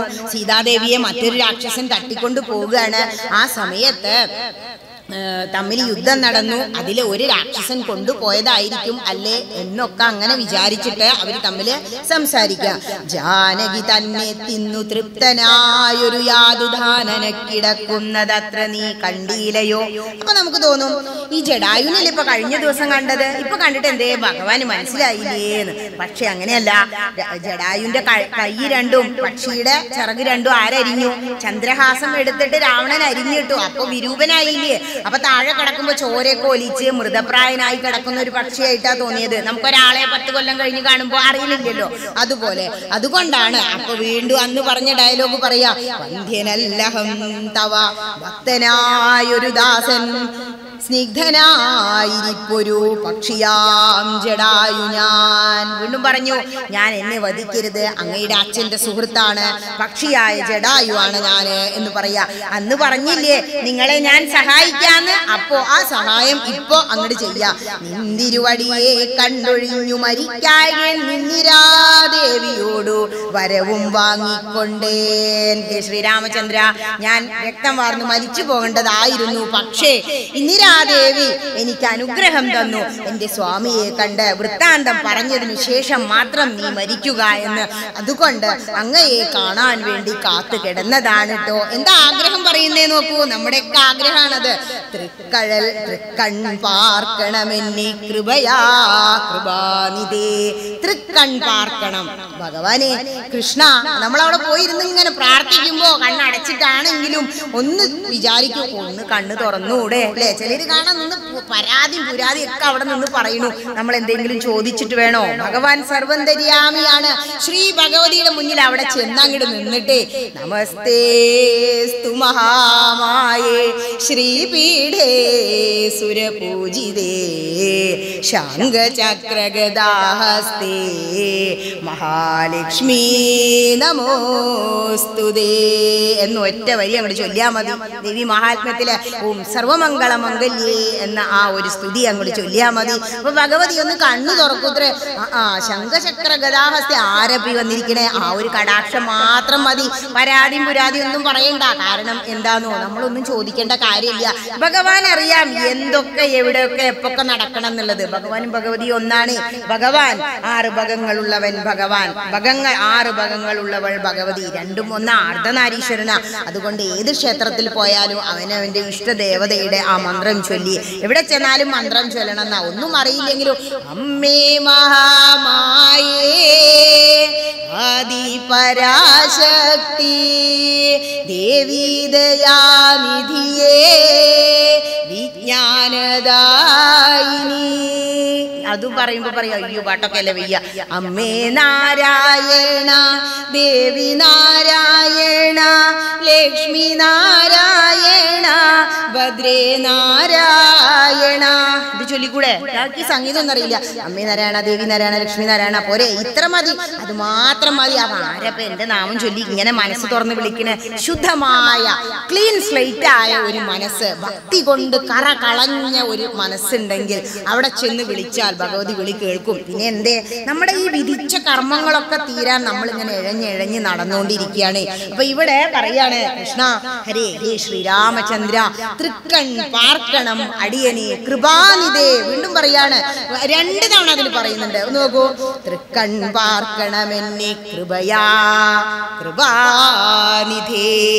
ഹേ കരുണാമയനായ ശ്രീരാമചന്ദ്ര എന്നെ ഒന്ന് തൃക്കൺ പാർക്കണമേ. ചോദിക്കുന്നുണ്ട് ആരാണൊക്കെ നോക്കിയില്ലേ, എന്നിട്ടും ആ കരുണയോടുകൂടി ശ്രീരാമചന്ദ്ര എന്നെ അനുഗ്രഹത്തോടുകൂടി ഒരു നോട്ടം നോക്കേണമേ എന്ന് പ്രാർത്ഥിക്കുകയാണ് ജടായു. അങ്ങനെ ഭഗവാൻ എന്താ ചെയ്തത്? അതാണ് വലിയ ഒരു സംഭവം. തൃക്കൈകൾ കൊണ്ടു തലോടിയിടിനാൻ അവനുടൽ ദുഃഖാശ്രുക്ലുതനയ നയനത്തോടും രാമചന്ദ്രൻ. ദുഃഖാശ്രുക്ലുത നയനം, അതായത് സന്തോഷത്തോടു കൂടിയല്ല. ജടായുവിനെ കണ്ട് വിവരമൊക്കെ പറയാന്ന് പറഞ്ഞ സന്തോഷം ഉണ്ടെങ്കിലും മരണവേദന അനുഭവിച്ചു കൊണ്ടിരിക്കുമ്പോൾ നമുക്ക് കുറൂരമ്മയുടെ അടുത്ത് ചെന്നു. കുറൂരമ്മ സഹസ്രനാമം അങ്ങനെ ചൊല്ലിക്കൊണ്ടിരിക്കുക. അവസാന ഭാഗത്ത് ആത്മയോനി സ്വയം ജാതു സമഗായന ദേവകീ നന്ദന സൃഷ്ട ക്ഷിതീശ പവനാശന ശങ്കബൃന്ദഗീ ചക്രി ശാരംഗധന്വാ ഗദാധര. അപ്പൊ കണ്ണിന്ന് വെള്ളം അങ്ങനെ ധാരധാരയായിട്ട് ഒഴുകി ഇത്രേ കുറൂരമ്മയുടെ. ആ സമയത്ത് ശ്രീകൃഷ്ണന്റെ കണ്ണിൽ നിന്നും വെള്ളം ആ അമ്മയുടെ കയ്യിലേക്ക് ഇറ്റ് വീണു. അതുപോലെ ജടായുവിന്റെ ശരീരത്തിലേക്ക് ഒരു തുള്ളി കണ്ണുനീര് ശ്രീരാമചന്ദ്രന്റെ കണ്ണിൽ നിന്നും പൊഴിഞ്ഞു വീണു. നമുക്കും നമ്മുടെ അമ്മ അച്ഛൻ നമ്മുടെ അടുത്ത് കിടന്നു മരണത്തിന് വേണ്ടി 5 ശ്വാസങ്ങളാണ് നമ്മുടെ ശരീരത്തില്. ഓരോ വ്യാനൻ, പ്രാണൻ, അപാനൻ, ഉദാനൻ എന്നൊക്കെ പറഞ്ഞിട്ട് ഈ 4 പ്രാണനും പോത്രേ നമ്മുടെ ശരീരത്തിൽ നിന്ന്. 5ാമത്തെ പ്രാണൻ ആ ശരീരത്തിൽ അങ്ങനെ കാത്തു കിടക്കുത്രേ. ആഗ്രഹിച്ചവരെല്ലാവരും എന്നെ വന്ന് കാണുന്നുണ്ടോ? എനിക്ക് വേണ്ടി ആരെങ്കിലും രാമായണം പാരായണം ചെയ്യുന്നുണ്ടോ? ആരെങ്കിലും എനിക്ക് വേണ്ടി നാമം ജപിക്കുന്നുണ്ടോ എന്നൊക്കെ അങ്ങനെ നോക്കൂത്രേ.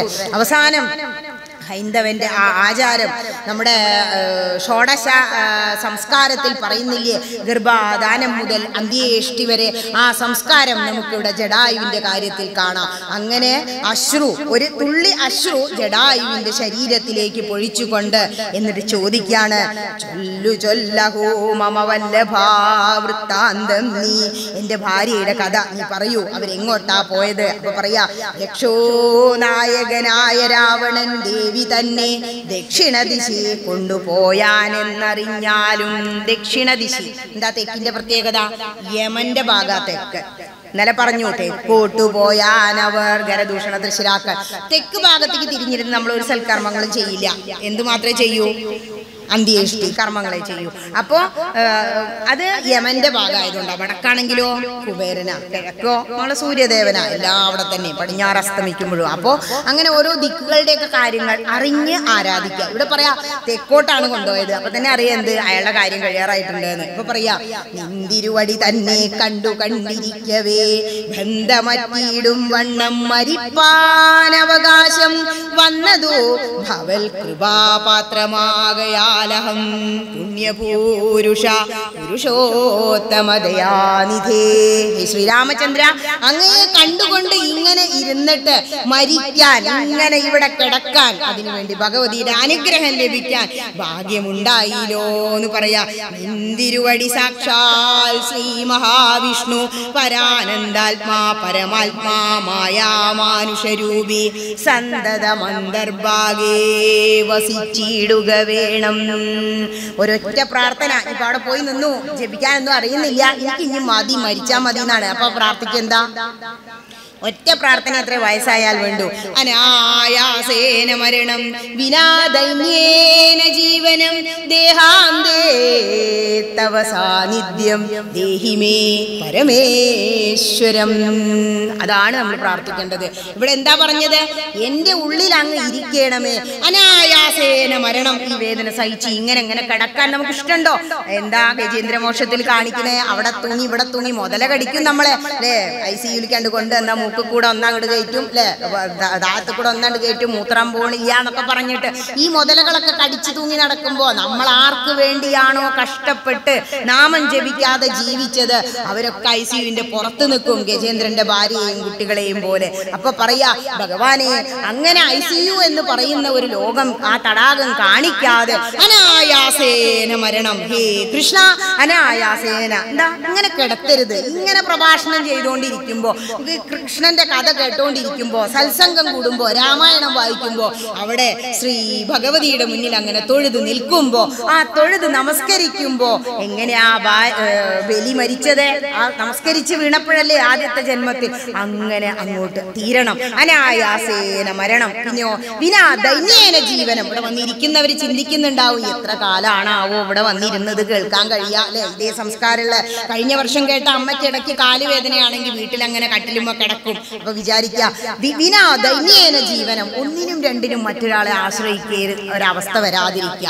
ദേഹാന്തേ തവ സാന്നിധ്യം, ഈ ദേഹം അവസാനിക്കുന്ന സമയത്ത്, ആ മരണവേളയിൽ കൃഷ്ണ അങ്ങയുടെ സാന്നിധ്യം. ശ്രീരാമചന്ദ്രൻ ഇങ്ങനെയാണോ ജടായുവിനെ മരിപ്പിക്കാൻ വേണ്ടി അടുത്തു വന്നിരുന്നത്? അങ്ങനെ എൻ്റെ അടുത്ത് വന്നിരിക്കണേ കൃഷ്ണ. കുറൂരമ്മയുടെ അടുത്ത് വന്നിരുന്നതുപോലെ എൻ്റെ അടുത്ത് വന്നിരിക്കണേ ശ്രീരാമചന്ദ്ര എന്ന് പറയാണ്. അപ്പൊ ശ്രീരാമചന്ദ്രനോട് പറയാ, ദേഹാന്തേ തവ സാന്നിധ്യം ദേഹിമേ പരമേശ്വരം. ദേഹി എന്ന് പറഞ്ഞാൽ ആത്മാവ, ദേഹിമേ പരമേശ്വരം. ഹേ ശ്രീ പരമേശ്വരനായ ശ്രീരാമചന്ദ്ര, ആ പരമേശ്വരനായി ദേഹി ഈ ദേഹത്തെ വിട്ടു പോകുമ്പോൾ അങ്ങ് എൻ്റെ ദേഹിയെ സ്വീകരിക്കണമേ. ശിശുപാലൻ ഒരുപാട് ചീത്ത പറഞ്ഞു അത്രേ ആ സമയത്ത്. മഹാഭാരതത്തിൽ വരുന്നതാ. ചീത്ത അങ്ങനെ പറഞ്ഞുകൊണ്ടിരിക്കുമ്പോ ഭീമൻ ചാടി, വേണ്ട അവിടെ നിന്നോളൂ, 101 ചീത്ത പറയാം. അപ്പോ നാരദ മഹർഷി ധർമ്മപുത്രരോട് പറഞ്ഞു അത്രേ, ഭഗവാൻ ചക്രം എടുത്തപ്പോഴേ ഇതെല്ലാവർക്കും കാണാൻ പാടില്ല, കാണില്ല, എന്താ സുദർശനം, അത് കണ്ട സുദർശനം തന്നെയാ, പിന്നെ ഭസ്മ ഉണ്ടാവുള്ളൂ. അപ്പൊ ഈ ചക്രം എടുത്തപ്പോ പറഞ്ഞത്ര ഇനി ഒന്ന് തൊട്ടോളൂ എന്ന് നാരദ മഹർഷി. അപ്പൊ നാരദ മഹർഷി മേലെ ധർമ്മപുത്രരൊന്ന് തൊട്ടപ്പോ ഈ ചക്രം അങ്ങോട്ട് ചെന്നു ശിരച്ഛേദം ചെയ്തു ശിശുപാലനെ. അപ്പോ ഒരാത്മാവ് ഭഗവാന്റെ തൃപ്പാദാരവിന്ദങ്ങളിൽ വന്ന് അങ്ങോട്ട് ലയിച്ചു അത്രേ. അത് ആർക്കും കാണാൻ കഴിഞ്ഞില്ല. ധർമ്മപുത്രരപ്പൊ പറയാ, അഹോ അനന്തകാരുണ്യം കൃഷ്ണസ്യ മഹാത്മന. ഹേ കൃഷ്ണ, അങ്ങയുടെ ഒരു കാരുണ്യം, ചീത്ത പറഞ്ഞവന് പോലും മോക്ഷമല്ലേ കൊടുത്തത്, വിഷം തന്ന പൂതനയ്ക്ക് പോലും മോക്ഷമല്ലേ കൊടുത്തത്. അപ്പോ നാമവും ചൊല്ലി കർക്കടകത്തില് ഈ മഴയത്ത് ഇവിടെ വന്നിരിക്കുന്ന നിങ്ങൾക്ക് ഭഗവാൻ എന്താ തരിക? ഒന്ന് ആലോചിച്ചു നോക്കൂ. നമ്മൾ എത്ര സുഹൃതികളാ. ഇങ്ങനെ ഇരുന്ന് ഭഗവത് കഥ പറയാനും അത് കേൾക്കാനും ഒരു ഭാഗ്യം ഭഗവാൻ തന്നില്ലേ? ഇതൊക്കെ മതി, ഇത്രയൊക്കെ മതി. ഇതിലും വലിയ സുഖമൊന്നും ഇനി കിട്ടാനില്ല കൃഷ്ണ എന്ന് പറയാ. അതുപോലെ ആയിരിക്കണം നമ്മുടെ പ്രാർത്ഥന. അപ്പോ ജടായുവിനെ മരിപ്പിക്കാണ് ശ്രീരാമചന്ദ്രൻ. എന്താ പറഞ്ഞ്? സന്തതമന്തർഭാഗേ വസിച്ചിടുക വേണം. ഇതിനുള്ളിലാണ്, പുറത്തൊന്നും ഒന്നുമില്ല. നിന്തിരുമേനി ഘനശ്യാമളമഭിരാമം അന്ത്യകാലത്തിങ്കലീ വണ്ണം കാണായ മൂലം ബന്ധവും മറ്റു മുക്തനായേൻ ഞാനിന്നു നൂനം. ഉറപ്പിക്കാണ്, മോക്ഷം കിട്ടി അങ്ങയെ കണ്ടതുകൊണ്ട്. അങ്ങനെ തന്നെ ചിന്തിക്കണം. ഈശ്വര കഥകൾ കേൾക്കാൻ ഒരു ഗ്രന്ഥത്തിന് മുന്നിലേ നിങ്ങൾ എത്തിച്ചു ശ്രീ ഭഗവതി എങ്കിൽ അമ്മ നിങ്ങളെ അനുഗ്രഹിച്ചു എന്ന് ഉറച്ചങ്ങോട്ട് വിശ്വസിക്കുക. എന്നിട്ട് പറയാ, കണ്ണുനീർ വാർത്തു ഭക്തവാത്സല്യ പരവശാലർണോജനേത്രൻ പിതൃമിത്രമാം പക്ഷീന്ദ്രന്റെ ഉത്തമാംഗത്തെടുത്തുത്സംഗസിംനി ചേർത്ത്. ആ പക്ഷീന്ദ്രനെ, ഉത്തമാംഗം എന്ന് പറഞ്ഞ തല, എടുത്ത് ചേർത്തു ആശ്ലേഷിച്ചു. എന്നിട്ട് സോദരനായ ലക്ഷ്മണനോട് പറയാ, ഒരു മനുഷ്യന് എങ്ങനെയാണോ അന്ത്യേഷ്ടി ചെയ്യേണ്ടത്, അന്ത്യേഷ്ടി കർമ്മങ്ങൾ ചെയ്യേണ്ടത്, അതുപോലെ ആ ജടായു എന്ന പക്ഷിശ്രേഷ്ഠന് വേണ്ടി ശ്രീരാമചന്ദ്രൻ ചെയ്യ. കാഷ്ടങ്ങൾ കൊണ്ടുവന്നു നല്ലൊരു ചിത തീർത്തു കൂട്ടണം അഗ്നി സംസ്കാരത്തിനു വൈകിടാതെ. ഹരേ രാമ രാമ രാമ ഹരേ ഹരേ ഹരേ കൃഷ്ണ കൃഷ്ണ കൃഷ്ണ ഹരേ ഹരേ. ഒരു പക്ഷിയായിട്ട് പോലും ജഡായുവിന് അപ്പൊ എന്താ, പുരുഷ സ്ത്രീ ജാതി നാമാദികളല്ല, ഭക്തി മാത്രം ഉണ്ടായാൽ മതി. അങ്ങയുടെ അച്ഛന്റെ സുഹൃത്തായിരുന്നു, അങ്ങയുടെ ഭക്തനാണ് ഞാൻ ശ്രീരാമചന്ദ്ര എന്ന് പറഞ്ഞതേ ഉള്ളൂ. ചിത തീർക്കാൻ വേണ്ടി ലക്ഷ്മണനോട് കാഷ്ടങ്ങൾ എന്ന് പറഞ്ഞ വിറകുകൾ കൊണ്ടുവരാൻ പറഞ്ഞു. അപ്പൊ എത്ര കാരുണികനാണ് ഭഗവാൻ എന്ന് ചിന്തിക്കണം. എന്നിട്ട് ലക്ഷ്മണൻ ചിത തീർത്തു. എന്നിട്ട് എന്തൊക്കെയാ ചെയ്യുന്നേ നോക്കൂ. അതിലൊക്കെ നമുക്ക് ഒരുപാട് കാര്യങ്ങൾ മനസ്സിലാക്കണ്ട കേട്ടോ. ലക്ഷ്മണൻ അത് കേട്ടു ചിതയും തീർത്തിടിനാൻ, തൽക്ഷണം കുളിച്ചു സംസ്കാരവും ചെയ്തു. നമ്മളും അങ്ങനെ തന്നെയല്ലേ ചെയ്യാറുള്ളത്. കുളിച്ചു വന്ന് ഈറനെടുത്ത് സംസ്കാര കർമ്മങ്ങൾ ചെയ്തു. എന്നിട്ട് വീണ്ടും കുളിക്കും. സ്നാനവും കഴിച്ചു ദഗക്രിയാദിയും ചെയ്തു. കാനനേ തത്ര മൃഗം വധിച്ചു, മാംസഖണ്ഡം പുല്ലിന്മേൽ വച്ചു ജലാദികളും നൽകിയിടിനാൻ. അല്ലെ, നമ്മളെല്ലാവരും അത് തന്നെ ചെയ്യാം. എന്തൊരു ഭക്ഷണമാണോ നമ്മൾ കഴിക്കുന്നത്, അതാണ് നമ്മൾ ചോറുരുള വെക്കാറില്ലേ, പിണ്ടം പറഞ്ഞിട്ട് 32 തലമുറയ്ക്കാണ് നമ്മൾ പിണ്ടം വെക്കുക. നമ്മൾ കണ്ടിട്ടുണ്ടോ, കേട്ടിട്ടുണ്ടോ? ഇല്ല. പക്ഷെ നമുക്കറിയാം ഒരുപാട് പൂർവികർ നമുക്ക് ഉണ്ടായിരുന്നു. അവർക്ക് വേണ്ടി നമ്മൾ അന്ത്യേഷ്ടി കർമ്മങ്ങൾ ചെയ്യുന്നു. നമ്മൾ വിചാരിക്കും, ഒരു അമ്മ വിളിച്ചു, ടീച്ചറെ അമ്മ മരിച്ചിട്ട് 1 കൊല്ലമായിട്ടില്ല, അന്ന് 16 ദിവസം 1 കൊല്ലത്തേക്ക് ചെയ്തില്ലേ, ഇനിയിപ്പോ ചെയ്യണോ? ചെയ്യണ്ടേ? ആ ഒരു അമ്മയല്ല, അമ്മയ്ക്ക് അമ്മ, അമ്മമ്മയ്ക്ക് അമ്മമ്മ, മുത്തശ്ശനൊക്കെ ഉണ്ടായിരുന്നു. എല്ലാവർക്കും വേണ്ടി ആ വാവ് ബലി തർപ്പണം ചെയ്യുന്നത് 32 തലമുറ എന്നാണ് അവിടുന്ന് പറഞ്ഞു തരുന്നത്. അപ്പൊ അങ്ങനെ ചെയ്യണമെന്ന് തന്നെ നമുക്ക് ഭയങ്കര സംശയങ്ങളാ. ഒക്കെ എങ്ങനെയെന്നോ, വേണ്ട അരുത്, വെയ്യ, ചെയ്യണ്ടല്ലോ, വില വന്നാൽ സന്തോഷമായി, വിളക്ക് വെക്കണ്ടല്ലോ, അതാണ് അവസ്ഥ. അപ്പൊ അതുപോലെ ഒരു പണിയാണ്, വലിയൊരു പണിയായിട്ടാ. ഒന്ന് വിളക്ക് വെക്കൂ എന്ന് പറഞ്ഞാൽ ഞാൻ കുളിച്ചിട്ടില്ല, കുളിച്ചാലും പറയും കുളിച്ചിട്ടില്ല എന്ന്. കാരണം ഇതിലൊത്തിരി തിരിയിടണ്ടേ. വിളക്കിന്റെ ഒക്കെ തത്വം എന്താ, മനസ്സാകുന്ന വിളക്ക് അങ്ങോട്ട് തേച്ച് മിനുക്കി വൃത്തിയാക്കിയിട്ട് അതിൽ ഭക്തിയാകുന്ന കുറച്ച് എണ്ണ അങ്ങോട്ട് ഒഴിച്ച് വിവേകമാകുന്ന 4 തിരി, 5 തിരി ഇട്ടിട്ട് എന്ത് ചെയ്യണം? 4 എന്ന് പറയുന്നത് മുന്നിക്കും മിനിക്കും 2 2 മതി ശരിക്ക്. സന്ധ്യക്കൊക്കെ ചിലർ അങ്ങനെ വെക്കും. ഒന്ന് പടിഞ്ഞാട്ടും ഒന്ന് കിഴക്കോട്ടും, ഒന്ന് നമുക്കും ഒന്ന് ഭഗവാനും വെച്ചോളൂ.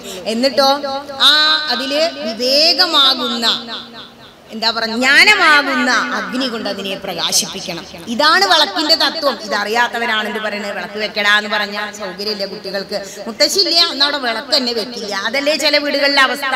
സന്ധ്യാനാമത്തിന്റെ സന്ധ്യാസമയത്തിന്റെ മഹത്വം അറിയാതെ എന്തെല്ലാം കോപ്രായങ്ങളാ കാട്ടിക്കൂട്ടുന്നത്.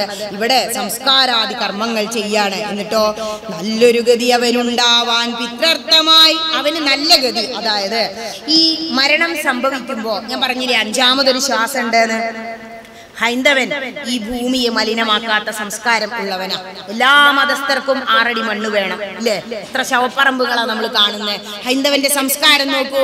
നമ്മൾ ജനിക്കുമ്പോ 2 കിലോ ഉണ്ടെങ്കിൽ പഞ്ചഭൂതങ്ങളായി ഈ ശരീരം, അതായത് വെള്ളവും മണ്ണും ഒക്കെ എടുത്ത് നമ്മൾ ജീവിച്ചു, വായും അഗ്നിയൊക്കെ ആയിട്ട്. ആ വാങ്ങിയതെല്ലാം ഇന്നലെ പറഞ്ഞ പോലെ തിരിച്ചു കൊടുക്കാൻ വേണ്ടി അവസാനം അവനെ മരണം കഴിയുന്ന സമയത്ത് കൃഷ്ണൻ വന്ന് നമ്മളെ കൊണ്ടുപോയി കഴിഞ്ഞാൽ ആ ഭൗതിക ശരീരം എടുത്ത്, പിന്നെ ബോഡി നമ്മളെ പേരൊക്കെ പോയി അവിടെ താഴെ ഇറക്കി കിടത്തും, ഭൂമിക്ക് സമർപ്പിക്കും. ഭൂമി പഞ്ചഭൂതങ്ങളിൽ ഒന്ന്. ആ ഭൂമിക്ക് സമർപ്പിച്ച് കുറച്ച് സമയം നമ്മുടെ ശരീരത്തിന് ഒരു ഇതുണ്ട്, അത്ര കുറച്ച് സമയങ്ങൾ ഇരുന്നാൽ തരിക്കണില്ലേ, ഭൂമി അവന്റെ സ്വന്താക്കാൻ നോക്കുക. അതാണ് നിലത്തിരുന്ന് നാമം ചൊല്ലരുത് എന്ന് പറയുന്നത്. എന്നിട്ടോ കുറച്ച് കഴിഞ്ഞാൽ നമ്മളെ കുളിപ്പിക്കും, അല്ലെങ്കിൽ നനഞ്ഞ കച്ചയിൽ പൊതിയും, ജലത്തിന് സമർപ്പിക്കും ആ ശരീരം. ഹൈന്ദവന്റെ സംസ്കാരം എത്ര ഉന്നതമാണെന്ന് നോക്കൂ. അത് കഴിഞ്ഞാൽ അവനെ എടുത്ത് ചിതയിൽ സമർപ്പിക്കും, അഗ്നിക്ക് സമർപ്പിക്കും. അഗ്നി കൊളുത്തുന്ന സമയത്താണ് അത്ര ഈ 5ാമത്തെ വായു അങ്ങോട്ട് വിട്ടുപോവുക ശരീരത്തിൽ നിന്ന്. ആ വായു പോകുന്ന സമയത്ത് ഈ ആത്മാവിനൊരു പ്രാർത്ഥനയുണ്ട്. അതാണ് വായുരനിലമൃതമതേദം ഭസ്മാന്തം ശരീരം കൃതോ സ്മര കൃതോ കൃതം സ്മര കൃതോ സ്മര കൃതം സ്മര. അതായത് പ്രാർത്ഥിക്കാണ് ഈ ശരീരത്തിൽ ഇരുന്നു കൊണ്ട്, ഹേ ഭഗവൻ, ഞാൻ എന്തെങ്കിലും സൽക്കർമ്മങ്ങൾ ചെയ്തിട്ടുണ്ടെങ്കിൽ എൻ്റെ ആത്മാവിനെ ആ നേർവഴിക്ക് നയിച്ചാലും സൽഗതി വരുത്താനായി, നല്ല ഗതിക്ക് പോകുന്നതിന് വേണ്ടിയിട്ടാണ് അന്ത്യേഷ്ടി കർമ്മം. അപ്പൊ അതുപോലും ചെയ്യണം എന്നില്ല, അല്ലെ? നമ്മൾക്കൊന്നും ആരും ബലിപിണ്ടം തൂകുന്നൊന്നും നമ്മൾ പ്രതീക്ഷിക്കണ്ട. നമ്മൾ ഈ നാമം ചൊല്ലിയതേ നമുക്ക് ഉണ്ടാവുള്ളൂ. അപ്പോ എന്ത് ചെയ്യാ, എത്രയും നാമം ചൊല്ലാൻ കിട്ടുന്ന, സത്സംഗങ്ങൾ കൂടാൻ കിട്ടുന്ന സമയങ്ങൾ നഷ്ടപ്പെടുത്താതിരിക്കുക. മഹതോ വിനഷ്ടി, നഷ്ടപ്പെടുത്തരുത്. അറിവില്ലായ്മ കൊണ്ട് നിങ്ങൾക്ക് ഇത് നഷ്ടപ്പെട്ടു പോകരുത്. എന്ത്? ഈ ജന്മം. അതാണ് ഉപനിഷത്തുക്കൾ പറയുന്നത്. അങ്ങനെ പിന്നെ നിങ്ങൾ ആലോചിക്കണ്ടാവും, ഇപ്പൊ ബാക്കി രണ്ടെണ്ണം എവിടെ ടീച്ചറെ എന്നല്ലേ? നമ്മുടെ ശരീരം അഗ്നി അങ്ങോട്ട് വെക്കുമ്പോ വായുവായി ആകാശമായി അങ്ങോട്ട് ഇല്ലാതെയാവും. ഒരു പിടി ഭസ്മ, എന്നിട്ടോ ആ സംസ്കാരം നടത്തിയ ആ ഒരു 6 അടി മണ്ണ് സഞ്ചയനം ചെയ്യുമ്പോ ഒരു ശകലം പോലും ഇല്ലാതെ എടുത്തു കൊണ്ടുപോയി ഗംഗയിൽ ഒഴുക്കും. ഗംഗ എന്ന് പറയുമ്പോൾ പുണ്യതീർത്ഥങ്ങളില് അസ്ഥി കഷ്ണങ്ങൾ നമ്മള് എത്ര വലിയ മുതലകളാത്രേനോ ആ തിരുനാവായ അപ്പുറത്തെ സൈഡില്ലേ അസ്ഥിയൊക്കെ ഒഴുക്കുന്ന എത്രയോ വലിയ മുതലകളും ആമകളും അവരുടെ ഭക്ഷണമായി തീരാനുള്ളതാ. എന്തിനാ നമ്മൾ അഹങ്കരിക്കണേ? ഈ എല്ലും കഷ്ണങ്ങൾ അവർക്കുള്ളതാ. അപ്പോ അങ്ങനെ അവസാനിക്കുമ്പോ അവിടെ കൃഷിഭൂമിയാക്കി മാറ്റും, നവധാന്യങ്ങൾ വിതയ്ക്കും, വാഴ വെക്കും. അപ്പോ എന്താ പറയുന്നത്? ഭൂമി കുറച്ചും ജലം കൂടുതലും സയൻസ്. അപ്പോ ഭൂമി നമ്മൾ ഒരു തുണ്ടുപോലും വേസ്റ്റ് ആക്കി കളയണ്ട. ഹൈന്ദവന്റെ ആചാരങ്ങൾ എത്ര ഉന്നതമാണ് എന്നൊന്ന് ചിന്തിച്ചു നോക്കൂ. നമ്മൾ അഭിമാനിച്ചുകൂടെ? നമ്മൾ ആർക്കും ഒരു ദോഷവും വരുത്തുന്നില്ല, ആരെയും ഉപദ്രവിക്കാതെ. ഞാൻ ഇവിടെ ചെറുതായിട്ടൊന്ന് അങ്ങോട്ട് ജീവിച്ചു പോകുന്നുണ്ട്. അതിനിടയ്ക്ക് ഒന്ന് ഇവിടെ വന്ന ഒരു സീറ്റിൽ ഇത്തിരി നേരം ഇരുന്ന്, അതാണ് ആകാശം, നമ്മുടെ സ്പേസ് എന്ന് പറയുന്നത്. അത്രയും ഉന്നതമായ ഹൈന്ദവന്റെ ആചാരങ്ങൾ അതറിയണ്ടേ, ആചരിക്കണ്ടേ. ധർമ്മം ഞാൻ പറഞ്ഞില്ലേ, ആചാര പ്രഭവോ ധർമ്മം. ധർമ്മം ആചരിക്കാനുള്ളതാണ്. ഇത് പറയുന്നു യദ്യദാചരതി ശ്രേഷ്ഠ. ആരാണോ ഈ പറഞ്ഞ കാര്യങ്ങളെല്ലാം ആചരിക്കുന്നത് അവൻ ശ്രേഷ്ഠനാകുന്നു അർജുന. അപ്പൊ പിന്നെന്താ ചെയ്യേണ്ടത്? ആചരിക്കണ്ടേ. ഇപ്പോ ധർമ്മം എന്താന്ന് പറഞ്ഞു? ശ്രീരാമചന്ദ്രനെ വെച്ച് നോക്കുമ്പോൾ ധർമ്മം എന്തായിരുന്നു? രാജാവിന്റെ ധർമ്മ. രാജാവിന്റെ ധർമ്മം പ്രജകളെ പരിപാലിക്കൽ മാത്രല്ല, രാജ്യം നോക്കലും കൂടിയാ. രാജ്യം, ഭൂമിയും സീതയും ഭാര്യമാരാ. അപ്പൊ എന്തുകൊണ്ടാ സീതയെ ഉപേക്ഷിച്ച്? സീതാദേവിയെ കെട്ടിപ്പിടിച്ചോണ്ടിരുന്ന അത് അദ്ദേഹത്തിന്റെ വ്യക്തിപരമായ സുഖം.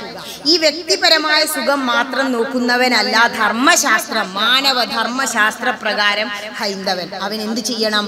രാജാവിന്റെ ധർമ്മം പ്രജകളെ പരിപാലിക്കണം, ഭൂമി പരിപാലിക്കണം, ഈ പ്രജകൾക്ക് മാതൃകയായി ജീവിക്കണം. അപ്പൊ പറയാ, ഒരു വർഷേ രാവണന്റെ കൂടെ പോയ പെണ്ണിനെ രാജാവ് പിന്നപ്പം നമുക്കും ചെയ്തൂടെ? അതല്ലേ ഇപ്പൊക്കെ പറഞ്ഞു അഡൽട്ടറി ഈസ് നോട്ട്, അതൊക്കെ വന്നു. പക്ഷേ പണ്ടതൊക്കെ ഉണ്ടായിരുന്നു. അപ്പോ അന്ന് എന്ന് പറയുമ്പോ ത്രേതായുഗം ഓർക്കണം. അപ്പോ എനിക്കും ആവാല്ലേ എന്നുള്ളതാണ് പ്രജകൾ. എന്നെ കണ്ടിട്ട് പ്രജകൾ തെറ്റ് ചെയ്യരുത്, അതിനുവേണ്ടി വ്യക്തിപരമായ സുഖങ്ങൾ ത്യജിച്ചവനാണ് ശ്രീരാമചന്ദ്രൻ. അതുകൊണ്ടാണ് ശ്രീരാമചന്ദ്രൻ രാമോ വിഗ്രഹവാൻ ധർമ്മ എന്നാകുന്നത്. ആചരണത്തില് ഒരു രാജ്യം ഭരിക്കുമ്പോ വ്യക്തമായ ഒരു രാഷ്ട്രീയം ആണ് രാമായണം എന്ന് പറയാം. ഒരു രാഷ്ട്രത്തിൽ എങ്ങനെയായിരിക്കണം ഒരു രാജാവ് ഭരണം നടത്തേണ്ടത്? ധർമ്മത്തിൽ അധിഷ്ഠിതമായിട്ട് എങ്ങനെയാണ് ഒരു രാജാവ് ഭരണം നടത്തേണ്ടത് എന്നിട്ട് പറയുന്നത് നോക്കൂ. കാനനീ തത്ര മൃഗം വധിച്ചു മാംസഖണ്ഡം. നമ്മൾ പറയും അത് ഇച്ചില അല്ലേ, നമ്മള് ഇതൊന്നും തൊടാതെ പെലയിലിരിക്കും. പക്ഷേ പക്ഷി എന്താ ഭക്ഷിക്കുക? ചെറുപക്ഷികളെ ഭക്ഷിക്കും. അതുകൊണ്ട് ഒരു മൃഗത്തെ വധിച്ച് ആ മാംസഖണ്ഡം കൊണ്ടുവന്നിട്ട് എന്ത് ചെയ്തു? വെച്ചു കൊടുത്തു. ഇപ്പോ ബാലിയെ കൊന്ന കാര്യം എപ്പോഴും പറയും അല്ലെ വിമർശകര്. ബാലിയെ കൊല്ലുമ്പോ ഒളിഞ്ഞു നിന്ന് തെറ്റല്ലേ എന്ന് ചോദിക്കും. മൃഗങ്ങളെ നായാടുമ്പോ നായാട്ടുകാരൻ എങ്ങനെയാ? ഒളിഞ്ഞു നിന്നിട്ടല്ലേ അമ്പയ്യ? അത് കാടിന്റെ നീതിയാണ്. ഒളിഞ്ഞു നിന്ന് മൃഗമല്ലേ വാനരൻ, അതിലൊരു തെറ്റുമില്ല ട്ടോ. മറ്റൊന്ന് പറയും, എന്നാലും ബാലി ഇത്രയും ഭക്തനായിട്ട് ബാലിനെ കൊന്നില്ലേ? അപ്പൊ എന്താ കൊല്ലാൻ കാരണം? ശ്രീരാമചന്ദ്രൻ പറയുന്നുണ്ട് മരിച്ചു വീഴുമ്പോ, എന്തിനാ എന്നെ കൊന്നത്? വാനരമാംസം അഭക്ഷ്യമത്രേ. പറയുമ്പോ പറയാ, സ്വന്തം ഏട്ടൻ, അമ്മ, ഏട്ടത്തി അമ്മ, പെങ്ങൾമാരെ ഇവരെന്നും നീ നമ്മള് പ്രാപിക്കാൻ പാടുണ്ടോ? തെറ്റല്ലേ ചെയ്തത്? സുഗ്രീവന്റെ ഭാര്യയെ കൂടെ പൊറപ്പിച്ചില്ലേ? ഏട്ടനല്ലേ? അതൊരു തെറ്റല്ലേ എന്ന് തിരിച്ചു ചോദിക്കുന്നുണ്ട്. ഈ ഭാഗം വായിക്കാത്ത പോലെ ഇത് വന്ന് ഇങ്ങനെ ക്രോസ് ക്വസ്റ്റ്യൻ ചെയ്യും.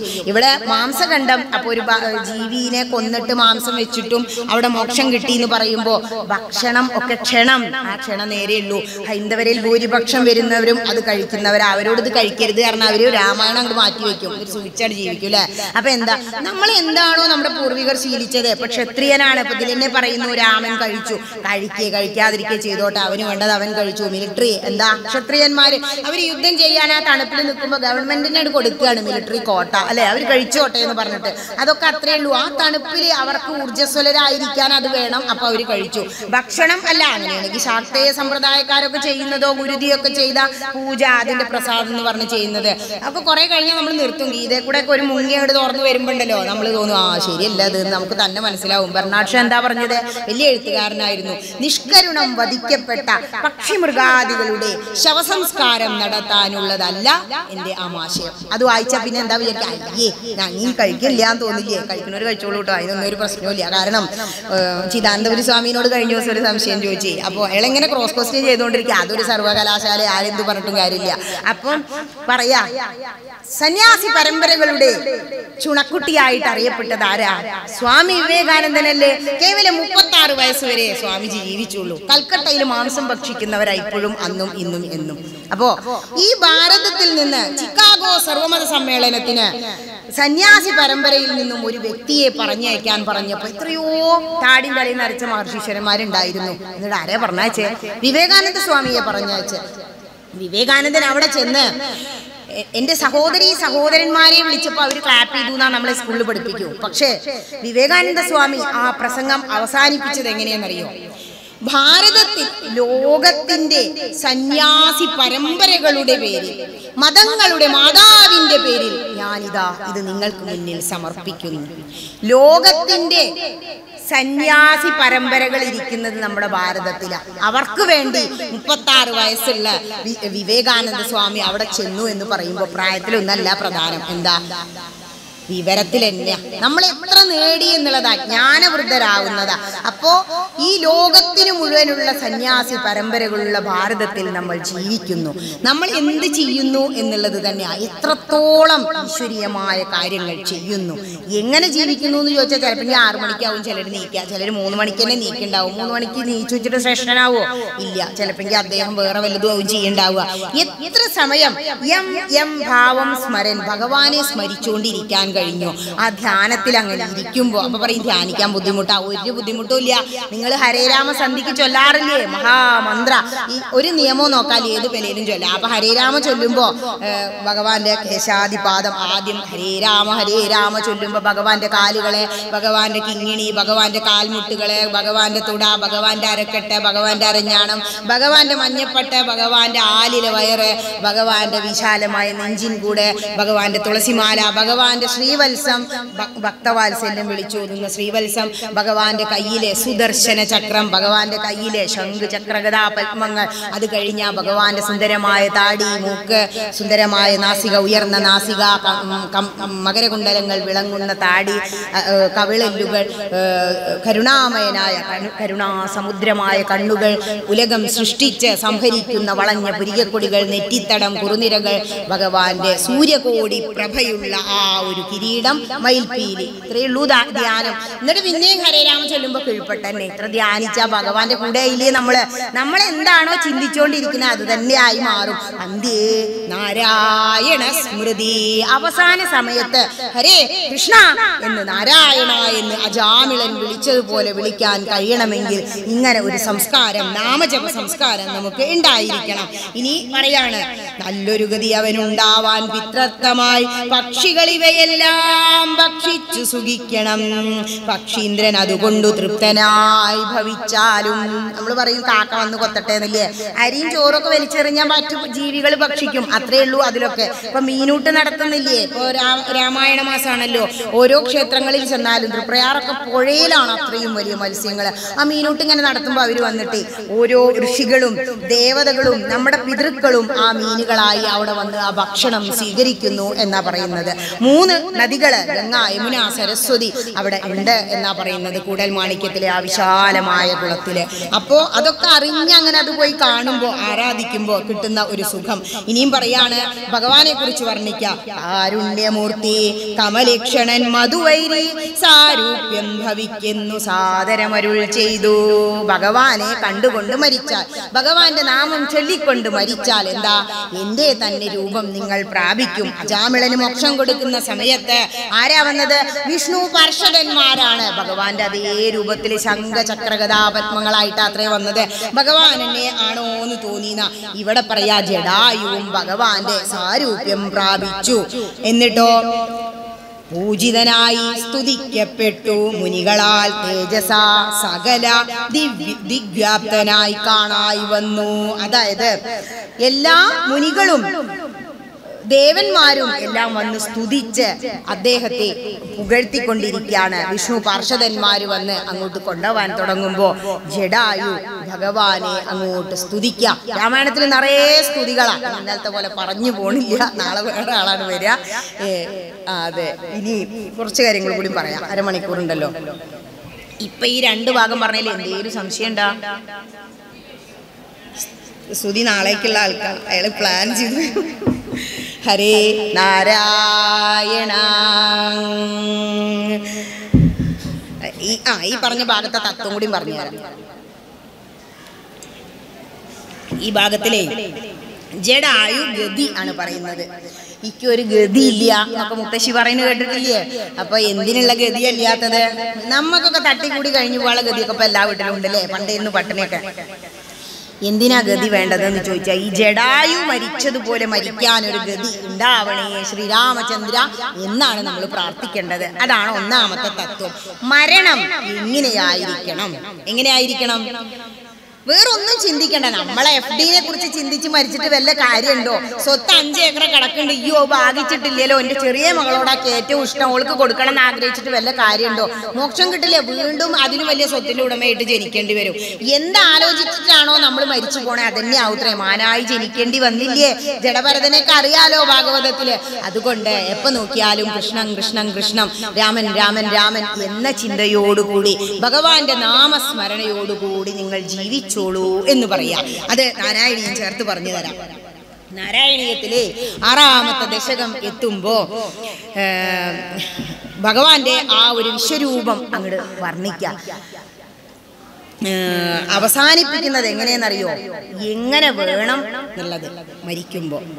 ഏവം ചതുർദശ ജഗന്മയതാം ഗദസ്യ പാതാളമീശതവ പാദതലം വദന്തി. അങ്ങനെയല്ലേ തുടങ്ങണേ? നാരായണീയക്കാർ ഇവിടെ ഉണ്ടല്ലോ, നാരായണീയ സമിതിയൊക്കെ ഉണ്ടല്ലോ കാണാൻ വിടാ പൂവാർക്കൊക്കെ.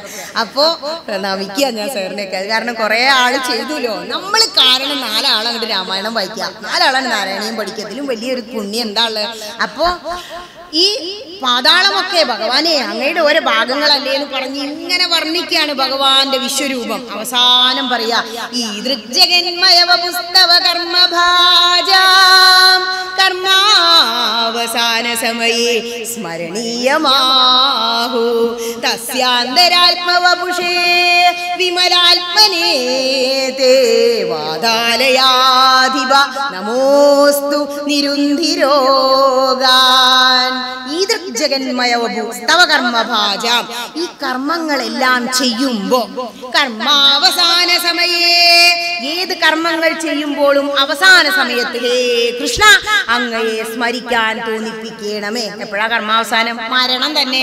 മരിക്കുന്ന സമയത്ത്, മരണമെത്തുന്ന സമയത്ത് കൃഷ്ണ അങ്ങയെ സ്മരിക്കാൻ തോന്നിപ്പിക്കണമേ.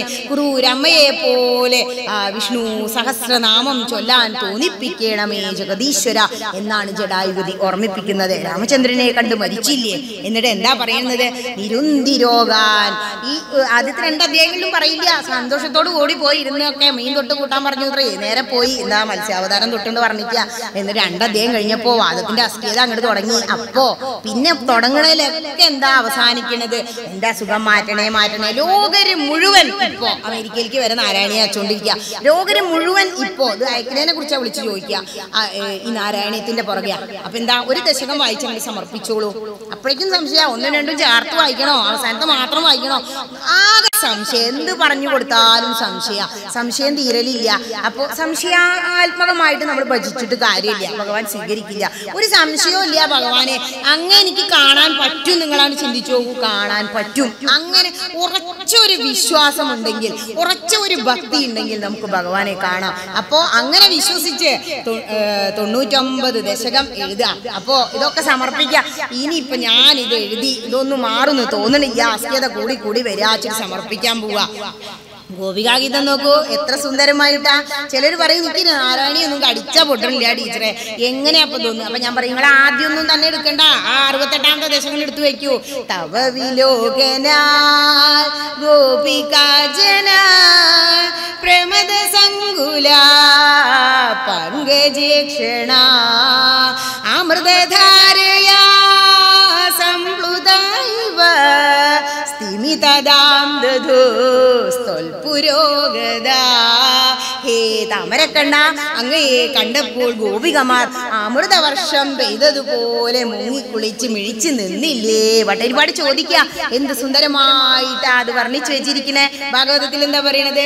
കരസരോരുഹം കാന്തകാമദം ശിരസി ദേഹിന ശ്രീകരഗ്രഹം.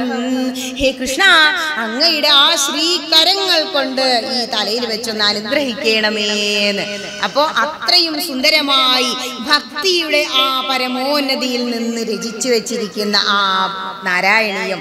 എന്നിട്ട് പിന്നെ 99ാമത്തെ ദശകം എത്തുമ്പോഴേ എല്ലാം എന്താ ഏകാദശിയെ കുറിച്ചൊക്കെ അവിടെ പറയുന്നത്. ഗോപിക ചന്ദനം തൽ അങ്ങനൊരു വരി വരുന്നുണ്ടല്ലോ. ഈ 9 കാര്യങ്ങൾ ചെയ്യണമെന്ന ഏകാദശി നോറ്റാല്. അപ്പോൾ അതിനെക്കുറിച്ച് വ്യക്തമായിട്ട് അവിടെ പറഞ്ഞു വെച്ചിരിക്കുക. എന്നിട്ട് ഈ വേദങ്ങളുടെ തത്വങ്ങൾ കറന്നു വെച്ചിരിക്കുക 99ാമത്തെ ദശകത്തിൽ. അപ്പം ഇത് സമർപ്പിക്കാൻ ചെന്നപ്പോൾ ഭഗവാൻ ഒരു നീല വെളിച്ചായിട്ട് ഇങ്ങോട്ട് വന്നു അത്രേ. ഗുരുവായൂർ ആ ശ്രീലകത്തിൻ്റെ ഉള്ളില് ഭട്ടേരിപ്പാടോട് ഇങ്ങനെ ആ വെളിച്ചത്തിൽ എങ്ങനെയാണ് ആ വേണുഗോപാല രൂപത്തിൽ അങ്ങോട്ട് നിന്നിട്ട് ചോദിക്കുക, ഹേ ഭട്ടേരിപ്പാടേ, പിന്നെ കണ്ടില്ലേ, എന്നെ കുറിച്ച് ഒന്നും എഴുതണില്ലേ? അപ്പോഴാണ് എഴുതിയത്. പോരട്ടെ, അഗ്രേ പശ്യാമി തേജോ നിബിഡതരകളായ വലിയ ലോഭനീയം. അത് അവസാനിപ്പിക്കുന്നതോ അതിനു മുമ്പ് പറയുന്നുണ്ട്, ഇത്തം ചിത്തസ്ഥിതം മേ പവനപുരപദേ കൃഷ്ണ കാരുണ്യ സിന്ധു കൃഷ്ണ. കഴിഞ്ഞ ദിവസം പെരുന്നവണ്ണ ചെന്നൊരു വീട്ടിലേ 94 വയസ്സായിരുന്നു മുത്തശ്ശന്. അപ്പോൾ കണ്ണ് ഓപ്പറേഷൻ ചെയ്യണം തിമിര. അപ്പോൾ ഈ വയസ്സിൽ ഇതൊന്നും ചെയ്യാൻ പറ്റില്ല എന്ന് ഡോക്ടർ പറഞ്ഞു. അപ്പോൾ മകള് ഐ സ്പെഷ്യലിസ്റ്റ് അൽസലാമയില്.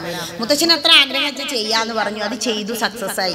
ഞാൻ ഓപ്പറേഷൻ കഴിഞ്ഞിരിക്കുമ്പോൾ ഞാൻ കയറി ചെല്ലണേ. അപ്പോൾ അയാളുടെ മകൻ എൻ്റെ ഒരു ഫോളോവറാണ് യൂട്യൂബിൽ. അപ്പം അതേ ടീച്ചർക്ക് നാരായണിയൊക്കെ അറിയാം. സിറ്റ് ഔട്ടിലൊരു നാരായണീയം, തളത്തിലൊരു നാരായണീയം, ബെഡ്റൂമിലൊരു നാരായണീയം, സർവ്വതാ നാരായണീയം. അപ്പൊ നാരായണീയത്തിന്റെ ആളാന്ന് പറഞ്ഞപ്പോൾ ഞാൻ ഈ ശ്രുതി ഇങ്ങോട്ട് ചൊല്ലി, ഇത്തം ചിത്തസ്ഥിതം മേ പവനപുരപദേ പറഞ്ഞിട്ട് അവിടെ നിർത്തിയതും അവിടുന്ന് ഇങ്ങോട്ട് നീട്ടു കൃഷ്ണ എന്നും പറഞ്ഞിട്ട്. അപ്പോഴാണ് ആ ശ്ലോകങ്ങളുടെ ശക്തി. അത്ര തളർന്നിരിക്കുന്ന ആ മഹത്വമുള്ള വ്യക്തി, ആ മഹാനുഭാവൻ അങ്ങോട്ട് പൊങ്ങി. ആരാ പൊക്കിയത്? അത്രയ്ക്കും ആഗ്രഹം നാരായണീയം ചൊല്ല. എന്നിട്ട് അവസാനിപ്പിക്കുന്നതോ, അവസാനം എത്തുമ്പോ എന്താ പറയുന്നത്? അജ്ഞാത്വാദേ മഹത്വം യദിഹ നിഗദിതം വിശ്വനാഥ ക്ഷമേധ. അത് തന്നെക്കും പറയാനുള്ളൂ. ഞാൻ എന്തൊക്കെയോ ഇവിടെ ഇരുന്ന് പറഞ്ഞു, രാമോ വിഗ്രഹവാൻ എന്നൊക്കെ പറഞ്ഞു 10 മണിക്ക് അങ്ങോട്ട് തുടങ്ങി. 11:30 കഴിഞ്ഞു. ഞാൻ എന്തൊക്കെയോ പറഞ്ഞു. അജ്ഞാത്വാദേ, ഭഗവാന്റെ മഹത്വം നമുക്ക് വർണ്ണിക്കാനാവില്ല. ശങ്കരാചാര്യസ്വാമി എന്താ പറഞ്ഞത്? അവസാന സമയത്ത് പറയാ, കൃഷ്ണ ഞാൻ 3 തെറ്റുകൾ ചെയ്തു കേട്ടോ. എന്താ? വർണ്ണിക്കാനാവാത്ത അങ്ങയെ വർണ്ണിക്കാൻ വേണ്ടി ഒരുപാട് ഗ്രന്ഥങ്ങൾ രചിച്ചില്ലേ ഞാൻ. ഭാഷകൾ അറിയാത്ത, ഭാഷകൾക്കൊക്കെ അതീതനാണ് ഭഗവാൻ. അങ്ങയെ കുറിച്ച് എന്തൊക്കെയോ രചിച്ചു വെച്ചു. അങ്ങയുടെ ആ ശക്തി ഈ തിരുനടയിലാന്ന് കരുതി ഒരു ക്ഷേത്രത്തിന് മുമ്പിൽ നിന്ന് ഞാൻ തൊഴുതു പ്രാർത്ഥിച്ചു.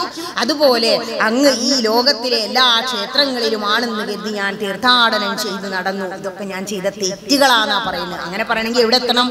അങ്ങ് എത്തണം. ആചാര്യസ്വാമി 32 വയസ്സായപ്പോഴേക്ക് സർവ്വ ഗ്രന്ഥങ്ങൾക്കും വ്യാഖ്യാനം എഴുതി. അപ്പൊ എവിടെ എത്തിയിട്ടുണ്ട്? അങ്ങനെ എത്തുന്നവർക്കേ അത് ചിന്തിക്കാൻ പറ്റൂ. സന്യാസിയായ ക്ഷേത്രത്തിൽ വരണ്ട പറയും. നമ്മൾ അങ്ങനെയൊന്നും എത്തിയിട്ടില്ല കേട്ടോ. ഇപ്പൊ ആചാര്യസ്വാമി അങ്ങനെ പറഞ്ഞു, ടീച്ചർ പറഞ്ഞു എന്നിട്ട് ഇതൊന്നും ചെയ്യാതിരിക്കരുത്. തീർത്ഥാടനം പോയാൽ ഇപ്പൊ 4 അമ്പല ദർശനം എന്താ പുണ്യം. തീർത്ഥാടനം പോകുമ്പോൾ നമ്മുടെ മനസ്സിൽ ഒന്നാമത് നമ്മൾ നേരത്തെ ബ്രാഹ്മണ മുഹൂർത്തത്തിൽ നീക്കും. ബസ്സുകാർ പറയും നേരത്തെ വന്നോളൂ, അല്ലെങ്കിൽ അവിടെ ക്യൂ ആവുന്നു. അപ്പൊ നേരത്തെ നീക്കുന്നുള്ളൂ. ഗംഗയെ ഉണർത്തി കുളിക്കണം എന്നാണ് ഹൈന്ദവനായ. ഗംഗ ഉണരുന്നതിന് മുമ്പ് ഗംഗയെ യമുനയെ ചെയ്യുക കുളിച്ചു. നമ്മൾ കുളിക്കുമ്പോൾ എങ്ങനെ കുളിക്കണം? ശരീരവും മനസ്സും ശുദ്ധാക്കി കുളിക്കണം. കാരണം അമ്പലത്തിൽ പോകാൻ പഞ്ചശുദ്ധി വേണം. പഞ്ചശുദ്ധി എന്തൊക്കെയാ? വായലാണ് 2 ശുദ്ധി.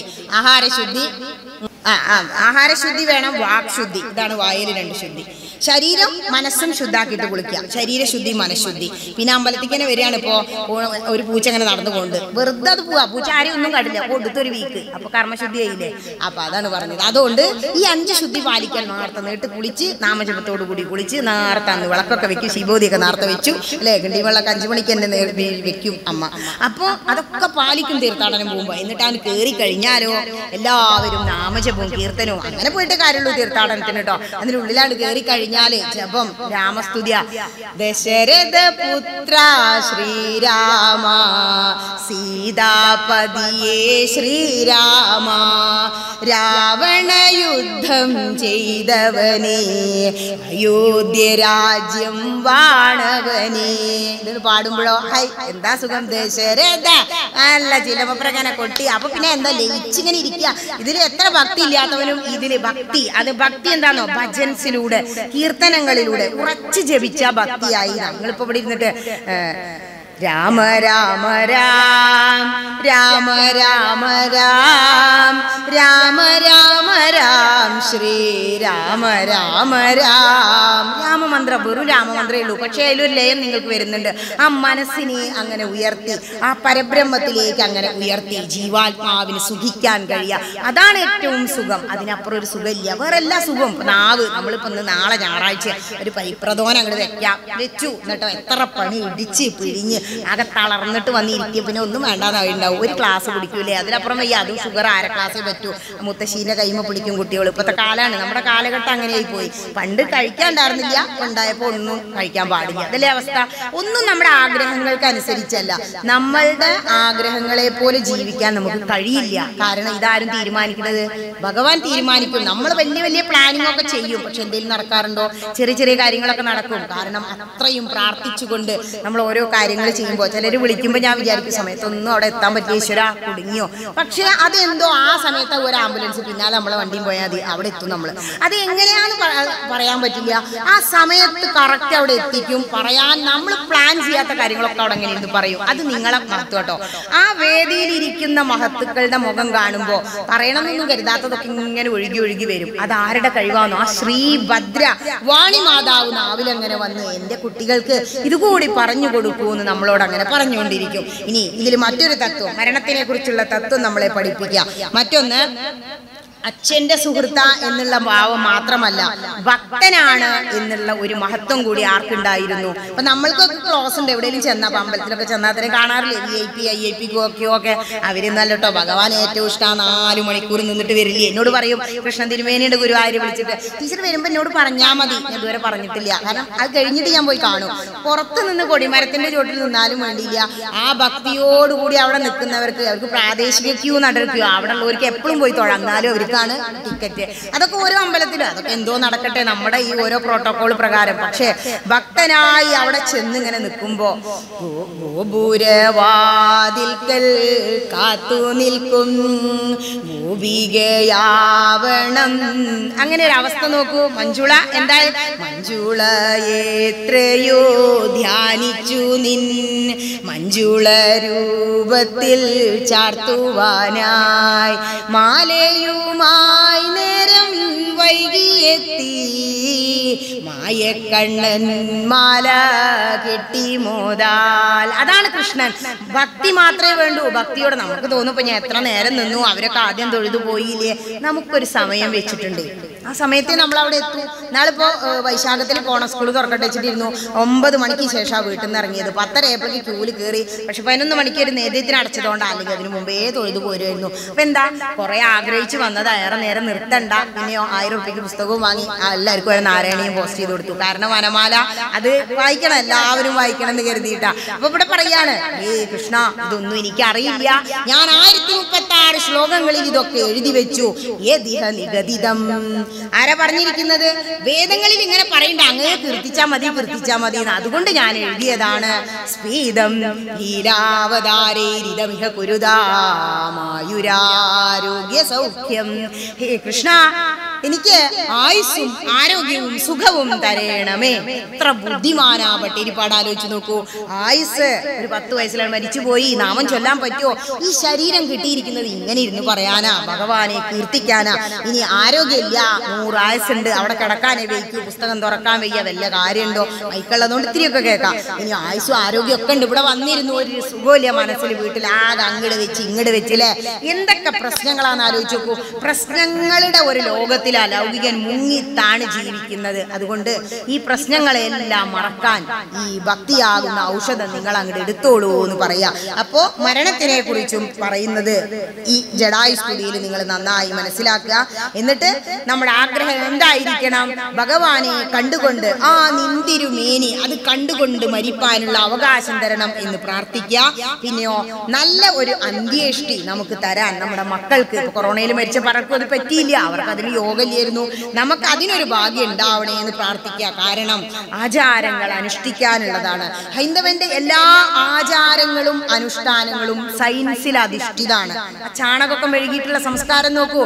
ഈ പഞ്ചഗവ്യം എന്നൊക്കെ പറയുന്നത് പശുവിന്റെ 5 സാധനങ്ങളാണ്. ഇതൊക്കെ 5 മിനിറ്റോ 10 മിനിറ്റോ ഇരുന്ന പുഴു വരുന്നതാ. പക്ഷെ ആ പഞ്ചഗവ്യം ആക്കിയിട്ട് അവിടെ വെച്ചാൽ വൈകുന്നേരം ആകുമ്പോൾ ആലിന്റെ ചോട്ടിലിരിക്കും, അതിനൊരു കുഴപ്പമില്ലല്ലോ. എങ്ങനെ അത് സംഭവിക്കുന്നു? ഗോമാതാവാണ്. അതൊക്കെ കറക്റ്റായിട്ട് ശേഖരിച്ച് തിരുമേനി അത് കൂട്ടി വെറും വയറ്റിൽ അത് കഴിക്കണം എന്നാ. ഈ ഇവിടുന്ന് നമ്മൾ ത്രിമധുരം വാങ്ങുന്നില്ലേ, അത് ഭക്ഷിച്ചു കഴിഞ്ഞാൽ ബ്രെയിനിന് അത്രയും നല്ലതാണ്. കാരണം അതിൽ 5 സാധനങ്ങളുണ്ട്.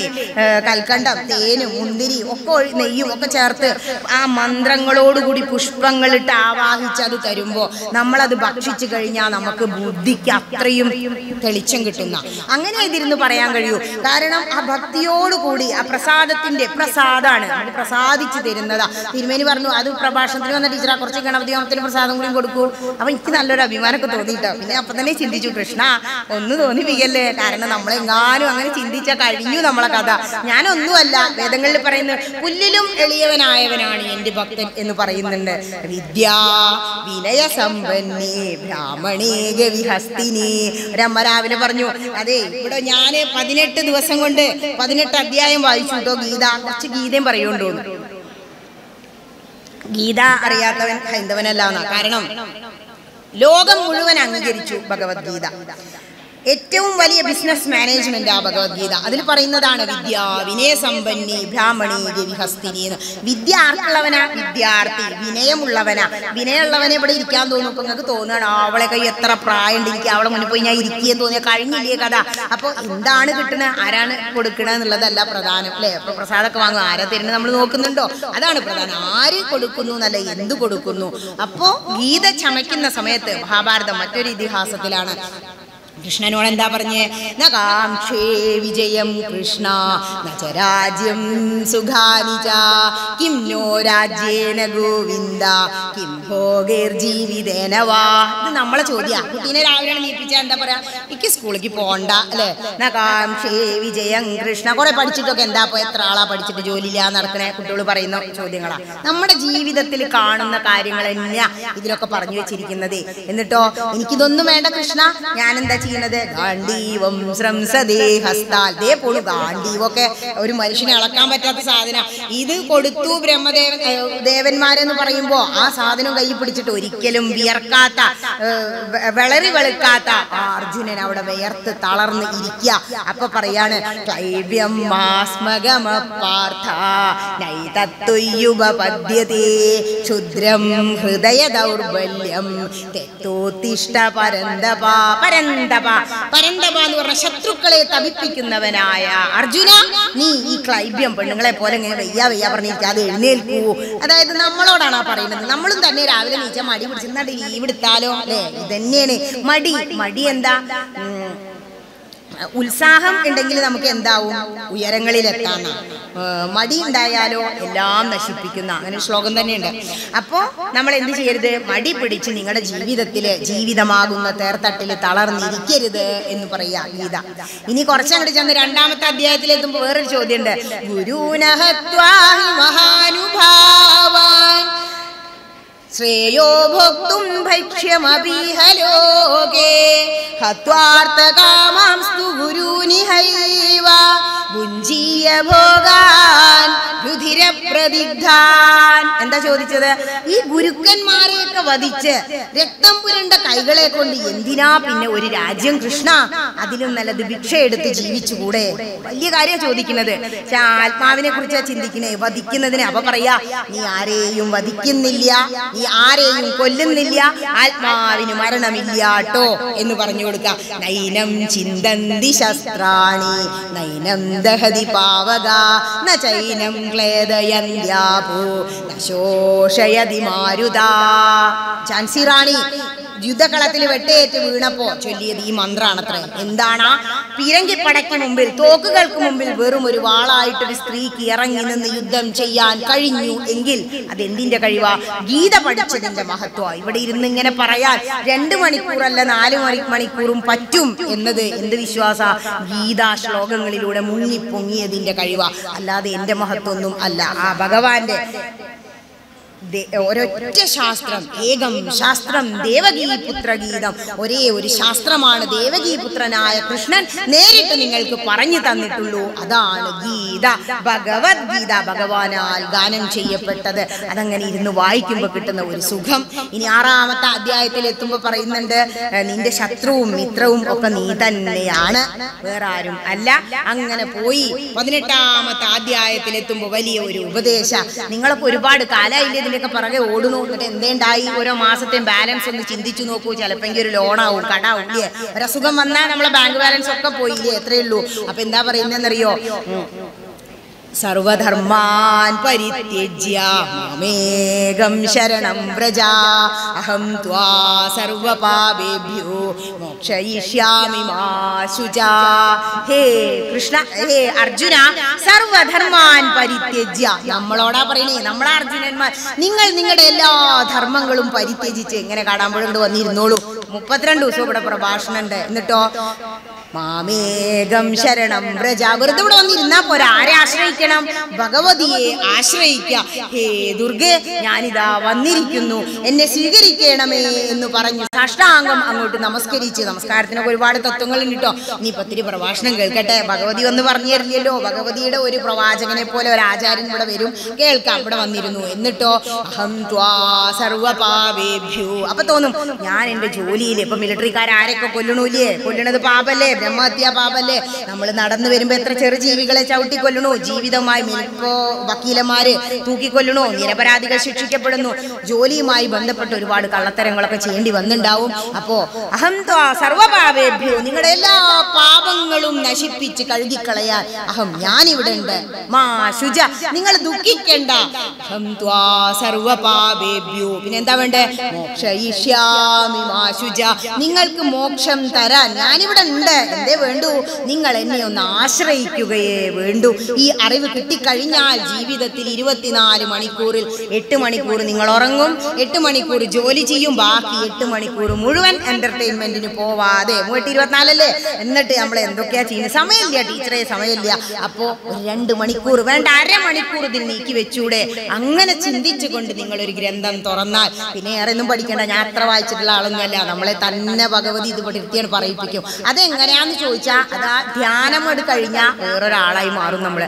ഭഗവതി തന്നെയാണ് നിങ്ങൾക്ക് അത് തോന്നിപ്പിക്കുന്നത്, പറഞ്ഞു കൊടുക്കാൻ. എന്റെ കുട്ടികൾ ഇവിടെ ഉണ്ട്. ഗീത അവസാനിപ്പിക്കുന്നത് എന്താണെന്നറിയോ?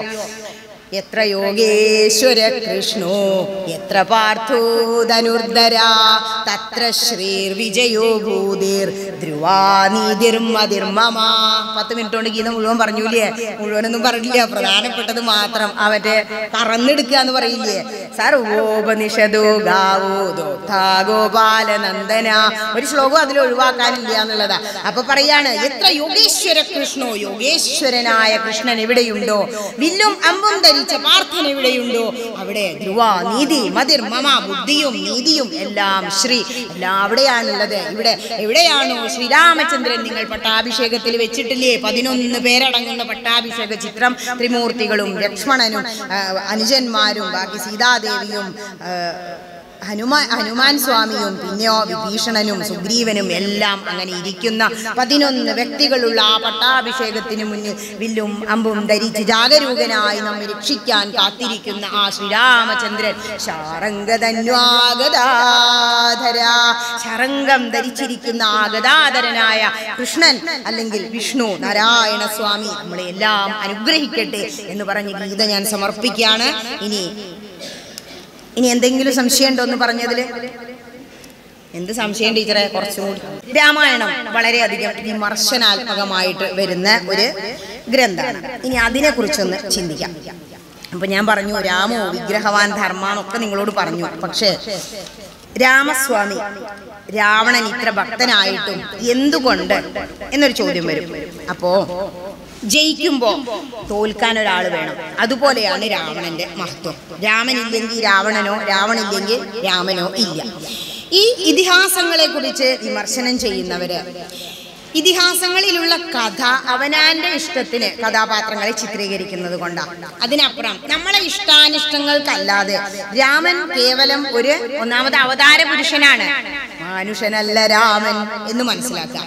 രണ്ടാമത് ആരും ഇവിടെ അവതാരങ്ങൾ എടുത്ത് അല്ലെങ്കിൽ ജന്മം എടുത്ത് വരുന്നത് വെറുതെ വരുന്നില്ല. ഇത്തിരി പോന്ന ഈയാമ്പാറ്റ അല്ലെങ്കിൽ പാമ്പുകളൊക്കെ നമുക്ക് ആവശ്യമാണ്. ഈ ഭൂമിയിലെ വിഷം സ്വാംശീകരിച്ച് അവരെ വിഷാക്കി മാറ്റും. അതുപോലെ ചെറിയ പ്രാണികൾ, ഇപ്പൊ നമ്മള് പഞ്ചമഹായജ്ഞങ്ങൾ ചെയ്യുമ്പോൾ ഭൂതയജ്ഞം ചെയ്യുന്നുണ്ട്. രാവിലെ കോലൊക്കെ വരയ്ക്കാറില്ലേ അരിപ്പൊടി കൊണ്ട്? ആർക്കാ? ഭൂതയജ്ഞാണത്. ഇപ്പോൾ എന്തിനു വേണ്ടിയിട്ട്, ഇപ്പോൾ നമ്മുടെ ഇവിടെ അത് ശീലമില്ലെങ്കിലും അരിപ്പൊടി കൊണ്ട് നമ്മൾ ഓണത്തിന് കോലം വരയ്ക്കും. മാവേലി വെക്കില്ലേ? മാവേലി എന്നാ പറയാമല്ലോ. മഹാബലിനെ അറിയപ്പെടുന്നത് ശരിക്കും വാമനമൂർത്തിയല്ലേ. അപ്പോൾ ആ സമയത്ത് ആ കുഞ്ഞു അരിമണികൾ കഴിക്കാൻ വേണ്ടിയിട്ട് ആര് വരും? ഉറുമ്പുകളും ബാക്ടീരിയകളും ഫംഗസുകളും ഒക്കെ വരും. അപ്പോൾ ആർക്കും വെറുതെ ഒരു ജന്മം കിട്ടുന്നില്ല. പലരും ചോദിക്കും, എനിക്ക് ഇത്രയൊക്കെ പ്രാരാബ്ധമാണ്, ഞാൻ നാമൊക്കെ ജപിക്കുന്നുണ്ട്, എന്നാലും ഒരു സമാധാനമില്ല, എന്തിനാ എനിക്കൊക്കെ ഇങ്ങനെ ഒരു ജന്മം തന്നത്? അങ്ങനെ നിരാശപ്പെടാനുള്ളതല്ല നമ്മുടെ ജീവിതം. എല്ലാവർക്കും അവരുടേതായ ഒരു സ്പേസ് ഉണ്ട്. അപ്പൊ നിങ്ങൾ എല്ലാവരും ഇവിടെ വന്നല്ലോ, നിങ്ങൾക്ക് എല്ലാവർക്കും ഒരു കസേര കിട്ടിയില്ലേ? ഏകദേശം എല്ലാ കസേരയിലും ആള് വന്നു അല്ലേ? അത് വലിയൊരു ഭാഗ്യമാണ്. കാരണം നമ്മളിത് പറഞ്ഞുകൊണ്ടിരിക്കുമ്പോൾ ഒരാൾ എഴുന്നേറ്റ് പോയാൽ നമുക്കൊരു വിഷമമാണ്. പക്ഷെ അവരിങ്ങനെ ഇരിക്കുമ്പോണ്ടല്ലോ, ഇനി 1 മണി വരെ പറഞ്ഞാലും കുഴപ്പമില്ല എന്ന് തോന്നും. അപ്പൊ നമുക്കൊരു സ്പേസ് ഉണ്ട് ഈ ഭൂമുഖത്ത് എന്ന് മനസ്സിലാക്കിയിട്ട് അഭിമാനത്തോടു കൂടി ജീവിക്കണം എന്ന് ഓരോ ഗ്രന്ഥങ്ങളും പറഞ്ഞു തരുന്നുണ്ട്. അതിനു വേണ്ടിയാണ് ഇതില് കുരങ്ങന്മാരെ കാണിച്ചു തന്നു, പക്ഷികളെ കാണിച്ചു തന്നു, രാക്ഷസന്മാരെ കാണിച്ചു തന്നു. ഇവർക്കൊക്കെ ഒരു സ്പേസ് ഉണ്ട്. ഇവരൊന്നും ഇല്ലെങ്കിൽ രാമായണ കഥ പൂർണ്ണമല്ല.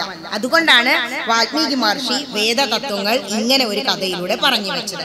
പിന്നെ നമ്മുടെ ജീവിതത്തിന്റെ അടിസ്ഥാന തത്വം എന്ന് പറയുന്നത് മാനവ ധർമ്മശാസ്ത്രം, മനുസ്മൃതി എന്നൊക്കെ പറയില്ലേ, ഈ ധർമ്മശാസ്ത്രത്തിൽ എന്താണോ പറയുന്നത് ആ ധർമ്മത്തിലെ തത്വങ്ങളിൽ അധിഷ്ഠിതമായിട്ടാണ് ശ്രീരാമചന്ദ്രൻ ജീവിച്ചത്. അതാണ് രാമസ്യ അയനം എന്ന രാമായണം. അത് നമ്മുടെ ഭാരതം എഴുതിലൂടെ പോകുമ്പോ കാണാം. ഉത്തർപ്രദേശില് ഇപ്പൊ ഇന്നലെ പറഞ്ഞില്ലേ, പഞ്ചവടി, ചിത്രകൂടം ഒക്കെ പറയുന്നത് ഉത്തർപ്രദേശിലാണ്. ശരഭംഗാശ്രമ പ്രവേശം ഉത്തർപ്രദേശിലാണ്. അവിടുന്ന് ഇങ്ങനെ പോന്നു. റൂട്ട് മാപ്പ് നോക്കൂ, ഇന്ത്യയുടെ മാപ്പ് എടുത്ത് നോക്കുമ്പോൾ വന്ന് ഏറ്റവും മഹാരണ്യത്തിലേക്ക് പ്രവേശിച്ചു. മധ്യപ്രദേശ് ഏറ്റവും കൂടുതൽ വനങ്ങളുള്ള സ്റ്റേറ്റ്. അവിടുന്ന് ഇങ്ങനെ താഴത്തേക്ക് വന്നു രാമേശ്വരം തമിഴ്നാട്. അവിടുന്ന് വീണ്ടും വന്നു ശബരിമല. അവിടുന്ന് താഴേക്ക് പോയി നേരെ ലങ്കയിലേക്ക്. ഇപ്പോഴും നാസയുടെ ഉപഗ്രഹങ്ങള് ആ ലങ്കയിൽ പാലം പണ്ട് പണിത സേതു കണ്ടെത്തിയിട്ടുണ്ട് എന്നാ പറയുന്നത്. അപ്പൊ നമ്മൾ കെട്ടിയ വേറെ പാലം അവിടെ ഉണ്ട്. അപ്പൊ ലങ്കയിൽ നിന്നും 100 യോജന, കറക്റ്റ് അല്ലേ ആ വഴിയൊക്കെ? യോജനയുടെ അളവൊക്കെ ഇന്നലെ ഞാൻ പറഞ്ഞു. അപ്പോ ഇതെല്ലാം സത്യമാണ്, നമ്മുടെ ഭൂമുഖത്ത് നടന്നതാണ്. ഇതൊന്നും വിമർശിക്കപ്പെടേണ്ടവയല്ല എന്ന സത്യം നമ്മൾ മനസ്സിലാക്കണം. ഇല്ലാത്തതൊന്നും ഇവിടെ പറഞ്ഞു വെച്ചിട്ടില്ല, ഉള്ള കാര്യം മാത്രമാണ് പറയുന്നത്. ഇനി ഈ രാമായണ കഥയുടെ ലക്ഷ്യം എന്താ എന്നൊന്ന് ചിന്തിക്കണം. എന്തിനു വേണ്ടിയാ? സ്വാർത്ഥമായ അഭിലാഷങ്ങളുള്ള ഒരു വ്യക്തി അവനവന് വേണ്ടി ജീവിക്കും. നിസ്വാർത്ഥമായി ജീവിക്കുന്നവൻ മറ്റുള്ളവർക്ക് വേണ്ടി ജീവിക്കും. അതാണ് വേദതത്വം. പരോപകാരാർത്ഥമിതം ശരീരം എന്ന് പറഞ്ഞത്. എപ്പരേശ ഉപകാരായ ജീവതി. ഇവിടെ സ്വാർത്ഥത ഉണ്ടായിരുന്നോ ശ്രീരാമചന്ദ്രന്? എനിക്ക് എൻ്റെ എന്നുണ്ടായില്ല. രാമായണം അത് മാത്രമാണ് നമ്മളോട് പറയുന്നത്. എല്ലാം ത്യജിക്കാൻ തയ്യാറാവുക. എനിക്കിതൊന്നും വേണ്ടാന്നാണ് ചിന്തിച്ചു നോക്കൂ. ഇപ്പോൾ വീട്ടിൽ ഭയങ്കര സ്വത്ത് തർക്കം നടക്കുക, ആകെ 1.5 സെന്റ് കിട്ടുള്ളൂ, അത് വേണ്ടാന്നാണ് വിചാരിച്ചു നോക്കൂ. കഴിഞ്ഞില്ലേ? ആ സമാധാനം എവിടുന്നാ വന്നേ? നമ്മൾ തന്നെയാണ് നമ്മുടെ സുഖവും ദുഃഖവും ഒക്കെ ഉണ്ടാക്കുന്നത്. ഇതൊക്കെ നമുക്ക് ഞാൻ പറഞ്ഞില്ല, 6 അടി മണ്ണ് പോലും നമുക്ക് വേണ്ട. അത്രയും ഉന്നതമായ അന്തരീക്ഷയാണ് നമ്മുടെ കർമ്മങ്ങളിൽ വരുന്നത്. പിന്നെ എന്തിനാ നമുക്ക് കുറെ ഭൂമി? ഇപ്പൊ അതും ഇല്ല, അതും ചെയ്യാൻ വയ്യ. വൃദ്ധസദനം, ഓരോ വൃദ്ധസദനം നോക്കൂ, ഏറ്റവും കൂടുതലുള്ളത് ഹൈന്ദവരാണ്. ആദ്യം തന്നെ കുപ്പിപ്പാൽ വെച്ചു കൊടുക്കും, ജോലിക്ക് പോവാം, വലുതാകുമ്പോൾ മറ്റേ കുപ്പി വായിൽ വെച്ച് നടക്കും, അല്ലേ? ഇതാണ് അവസ്ഥ. നമ്മൾ എന്താണോ കൊടുക്കുന്നത് അതേ നമുക്ക് കിട്ടൂ. സ്നേഹത്തോടു കൂടി പരിചരിച്ച് അവനെ വളർത്തിയിരുന്നെങ്കിൽ പണ്ടുള്ള അമ്മമാർക്ക് ആ ദുഃഖം ഉണ്ടായിരുന്നില്ല. അവർ നോക്കുമായിരുന്നു, ആ സ്നേഹം തിരിച്ചു കിട്ടായിരുന്നു. കാരണം കൊടുത്താ കിട്ടുന്നതാണ് സ്നേഹം. ഈ ഭൂമുഖത്ത് നമ്മൾ എന്തെല്ലാം, അത് വേദനയായാലും സന്തോഷമായാലും ഒരാൾക്ക് കൊടുത്താൽ അതിന്റെ പ്രതിഫലമായിട്ട് കർമ്മഫലം നമുക്ക് തിരിച്ചു കിട്ടും. അതിനെക്കുറിച്ച് ഇത് പറയുന്നുണ്ട് രാമായണം. ഇനി അവതാര പുരുഷന് ഋഷീശ്വരന്മാര് നമ്മുടെ മുന്നിൽ വരച്ചു വെച്ചത് സ്വാർത്ഥതയുടെ ഭാവത്തിലല്ല, എല്ലാം ത്യജിക്കാൻ വേണ്ടി, അല്ലേ? കൃഷ്ണൻ എന്താ ചെയ്ത്? ഒരു ഭാഗത്ത് പോവും, നേരെ അവിടുന്ന് മധുരയിൽ നിന്ന് എങ്ങോട്ട് പോവും, മറ്റൊടത്തേക്ക് പോവും. അപ്പോഴാണ് ഇവർ അന്വേഷിച്ചത്. കൃഷ്ണനെ കാണാഞ്ഞിട്ട് സങ്കടമായി എല്ലാവർക്കും. രാമൻ ഇവിടുന്ന് പോയി, രാമനെ കാണാഞ്ഞിട്ട് അച്ഛന് സങ്കടമായി. അച്ഛൻ എല്ലാം എനിക്ക്, അല്ലെ, എൻ്റെ മകന്, എൻ്റെ ഭാര്യയ്ക്ക് സൗന്ദര്യത്തിന്റെ പിറകെ പോയി അച്ഛൻ ദശരഥൻ തളർന്നു വീണില്ലേ? പക്ഷേ എല്ലാ സമയത്തും തളരാതെ നിൽക്കാൻ ആർക്ക് കഴിഞ്ഞു? ശ്രീരാമചന്ദ്രന് കഴിഞ്ഞു. കാരണം വിശ്വാമിത്ര മഹർഷിയുടെ സത്സംഗം ക്ലാസ് കിട്ടിയിരുന്നു, അതുകൊണ്ടാണ് തളരാതിരുന്നത് എന്ന് മനസ്സിലാക്കുക. അപ്പൊ എന്ത് വേണം? നമ്മുടെ ജീവിതത്തിലും നമ്മൾ തളരാതിരിക്കണമെങ്കിൽ ആത്മീയമായ ഒരു അക്കാദമിക് സ്റ്റഡി നമുക്ക് കിട്ടിക്കൊണ്ടിരിക്കണം. അത് എവിടുന്നാ കിട്ടണമെങ്കിലും ഓടിച്ചെന്ന് അവിടെ ഇരിക്കുക. നല്ലതൊക്കെ കിട്ടും, ഇവിടുന്ന് കിട്ടണത് ഇതേ കളയാതെ ഇവിടെ വെക്കുക, അല്ലെ? കേട്ട് കളയാം, ഒന്ന് പോയി നോക്കാന്നൊക്കെ പറയാം എല്ലാവരും. അതുകൊണ്ട് അങ്ങനെ ആവാതിരിക്കാം. പിന്നെ 2 ഇതിഹാസങ്ങളും യുദ്ധത്തിലാണ് അവസാനിക്കുന്നത്. രണ്ടും കുരുക്ഷേത്ര യുദ്ധത്തിൽ ഒന്ന് അവസാനിക്കുമ്പോൾ രാമരാവണ യുദ്ധത്തിൽ ഒന്ന് അവസാനിക്കുന്നു. അതെന്താ പറയുന്നത്? ഈ ജീവിതം ഇങ്ങനെ ജീവിച്ചു പോകുമ്പോഴേ ഒരുപാട് ഒരസലുകൾ ഉണ്ടാവും, അല്ലേ?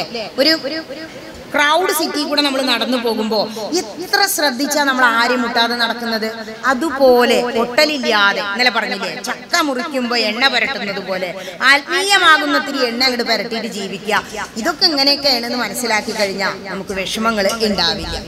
ഇനി ഒരു രാഷ്ട്ര ജീവിതം എങ്ങനെയായിരിക്കണം എന്ന് പൊളിറ്റിക്സ് ആണ് രാമായണം ഒരു തരത്തിൽ നിന്ന് ചിന്തിക്കുമ്പോൾ. അപ്പൊ ഗീത ബിസിനസ് മാനേജ്മെന്റ് ആന്ന് പറഞ്ഞില്ലേ, അത് ബിസിനസ് സ്റ്റഡി MBA ഒരു പേപ്പറാണ് അമേരിക്കയിൽ ഭഗവത്ഗീത. ബിസിനസ്സിൽ തളർച്ച വരും, ചിലപ്പോൾ വലിയ നഷ്ടങ്ങൾ വരും. അവന്റെ മനസ്സിനെ തളർത്താതിരിക്കാൻ ഗീത ശ്ലോകങ്ങൾക്കേ കഴിയും.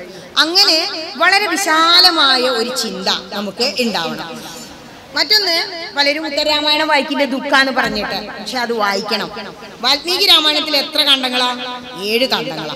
ഈ 7ാമത്തെ കാണ്ഡത്തിന്റെ പേര് ഉത്തരകാണ്ഡം എന്നാണ്. അത് കറന്നെടുത്ത് വെച്ചതാണ് ഉത്തരരാമായണം. ഇവിടെ പറയും മുത്തശ്ശിമാരെ, ദുഃഖാണ്, അത് വായിക്കേണ്ട, അഭിഷേകം ചെയ്തു. രാമൻ എന്നും അഭിഷേകം ചെയ്ത് സുഖമായിട്ട് ഇവിടെ കഴിയുമോ? ഈ ശരീരം എടുത്താൽ അത് ത്യജിക്കണം. ആർക്കെങ്കിലും ഇവിടെ അങ്ങനെ കഴിയാനും പറ്റുന്നുണ്ടോ? മനുഷ്യനായി അവതരിച്ച ശ്രീരാമചന്ദ്രനും പോണം. പിന്നെ രാമായണം വെറുതെ വായിച്ചു പോവാനുള്ളതല്ല.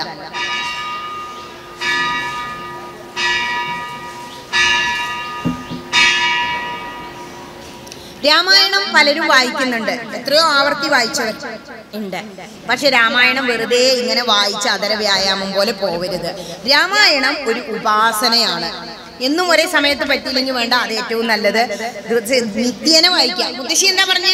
രാമായണം വായിക്കണം, പട്ടിണിക്ക് ഇടരുത് കേട്ടോ.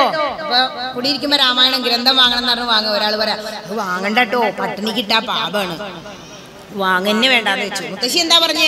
നിർബന്ധമായിട്ടും ഒരു പേജെങ്കിലും നിങ്ങളത് വായിക്കണം എന്നാ പറഞ്ഞ്. ഒരാൾക്ക് പറ്റിയെങ്കിൽ അടുത്ത ആൾ വായിച്ചാൽ പോരെ. ഒരു അഥവാ പറ്റിയില്ലെങ്കിൽ ശ്രീരാമ രാമ രാമേതി രമേ രാമേ മനോരമേ സഹസ്രനാമ തത്തുല്യം, അത്ര ആലോചിച്ചാൽ മതി. അപ്പോൾ അതൊരു ഉപാസനയാണ്. അത് നമ്മൾ എന്തിനാ? മോക്ഷമാർഗം. എന്തേ വേണ്ടു? ധർമാർത്ഥ കാമമോക്ഷം, ഇത്രയും നമുക്ക് ആവശ്യമുള്ളൂ. അതിലെ മോക്ഷമാർഗത്തിലേക്കുള്ള ഒരു വഴി, ഒരു ചൂണ്ടുവരലാണ് രാമായണം. അതുകൊണ്ട് അതൊരു ഉപാസനയായിട്ട് സ്വീകരിക്കണം. ഇനി ഭാര്യാധർമ്മം, പല വീടുകളിലും പ്രശ്നങ്ങളാ. ഇപ്പൊ ഡൈവോഴ്സ് ഏറ്റവും കൂടുതൽ നടക്കുന്ന കാലല്ലേ? കോടതിയിൽ പോയി നോക്കിയാലേ അറിയുള്ളൂ. വക്കീലെന്താ പ്രാർത്ഥിക്കുക? ഇവിടെ വന്നിട്ട് അമ്മേ ദുർഗ എന്ന് 4 കേസ് വരണേ. അപ്പൊ വീട്ടുകാരനെ എന്താ വന്നിട്ട് പ്രാർത്ഥിക്കുക? ഈശ്വരാ ഡൈവോഴ്സ് ആവല്ലേ, അല്ലേ? ഡോക്ടർ എന്താ പ്രാർത്ഥിക്കുക? 4 കേസ് കൂടുതൽ വരണേ, 25 ടോക്കണും വരണേ. നമ്മളെന്താ പ്രാർത്ഥിക്കുക? അയ്യോ മാറ്റി തരണേ, അല്ലേ? ധന്വന്തിരി മൂർത്തി എന്ന് വിളിക്കും നമ്മൾ. ഇതാണ് അവസ്ഥ. ഭഗവാൻ ആകെ കൺഫ്യൂഷനിലാണ്. ഇനി ശത്രുധർമ്മാണ് രാവണൻ പാലിച്ചത്, സഹോദരധർമ്മാണ് ഭരത ശത്രുഘ്നന്മാർ പാലിച്ചത്, ലക്ഷ്മണനും. ഇനി ജയിക്കാന് തോൽക്കാൻ ഒരാൾ വേണം എന്നുള്ളത് കൊണ്ട് മാത്രമാണ് രാവണനെ ഇങ്ങനെ വരച്ചു കാട്ടിയത്. രാവണൻ മഹാഭക്തന, ഭക്തന്മാർക്ക് മാത്രമേ ശ്രീരാമചന്ദ്രന്റെ സഹായം കൊണ്ട് മരിക്കാൻ ഭാഗ്യമുള്ളൂ. അത്രയും മനസ്സിലാക്കുക. ഇതിലെ ഓരോ ശ്ലോകങ്ങളും ശോകത്തിൽ നിന്നും ഒഴുകി വന്നതാണ് അല്ലെ. രാമായണം ദുഃഖാണെന്ന് പറയുന്നത് അതുകൊണ്ടാണ്. പക്ഷെ ഒരിക്കലും പൂർണ്ണമായും വായിക്കാതിരിക്കരുത്. അവസാനിപ്പിക്കുമ്പോൾ ആ ബ്രഹ്മദേവനൊക്കെ കൂടെ വന്നിട്ടുള്ള ആ സ്തുതിയുണ്ട്. ഭഗവാൻ സരയൂ നദിയിൽ ഇറങ്ങിയിട്ട് ദേഹത്യാഗം ചെയ്യുന്ന കഥയുണ്ട്. ഒരാൾ പറയാ, നിങ്ങളുടെ ശ്രീരാമചന്ദ്രനല്ലേ ആത്മഹത്യ ആദ്യം തുടങ്ങിയത്, പിന്നെ എങ്ങനെ പേപ്പർ തുറന്നാൽ എന്നും ആത്മഹത്യങ്ങൾ ആൾക്കാരാണ് എന്നോട് പറഞ്ഞു. അപ്പൊ എന്താ ചോദിച്ചു പറയാ, ശ്രീരാമചന്ദ്രനെ ആദ്യം ആത്മഹത്യ ചെയ്ത് കാണിച്ചു കൊടുത്തില്ലേ. ഇങ്ങനെ വിമർശനാത്മകമായിട്ട് ചിന്തിക്കും. വിമർശനേനെ ചിന്തിക്കണം തന്നെ ഗീത പറയുന്നു. പക്ഷേ തിങ്ക് പോസിറ്റീവ്, ഇങ്ങനെ പറയണം. എന്ത്, ഈ ശരീരം എടുത്താല് ഇത് ഉപേക്ഷിക്കണം. വന്നപ്പോ കൊണ്ടുവന്നതാണോ? അല്ല. ഈ ആത്മാവ് മാത്രമേ കൊണ്ടുവന്നിട്ടുള്ളൂ. ഈ ശരീരമോ ഇതിലിരിക്കുന്ന എന്തെങ്കിലും വസ്തുക്കളോ ഞാൻ കൊണ്ടുവന്നതല്ല. ആ കടയിൽ നിന്ന് ഈ കടയിൽ നിന്നൊക്കെ വാങ്ങി കെട്ടി തൂക്കിയതാ. ഇതിന് വേണ്ടിയിട്ടാവും നമ്മളെ നോക്കുന്നുണ്ടാവുക. അപ്പോ ദുഃഖമാണ് നമുക്ക് കൂടുതൽ, സുഖമല്ല ജീവിതത്തിൽ നിന്ന് മനസ്സിലാക്കി നമ്മൾ എന്ത് ചെയ്യണം. അതുകൊണ്ടാണ് ശ്രീരാമചന്ദ്രൻ ഇങ്ങനെ കാണിച്ചത്. യഥാ രാജ തഥാ പ്രജ, അങ്ങനെയല്ലേ പറയാ. ഇത്രയും കാര്യങ്ങൾ പറയണു. ഇനി എന്തെങ്കിലും സംശയം ഉണ്ടോ ഇതുവരെ പറഞ്ഞതില്? സംശയം ഉണ്ടെങ്കിലും ഇല്ലെങ്കിലും സമയം കഴിഞ്ഞു. മാഷ് കയറി വന്നിട്ടുണ്ട്.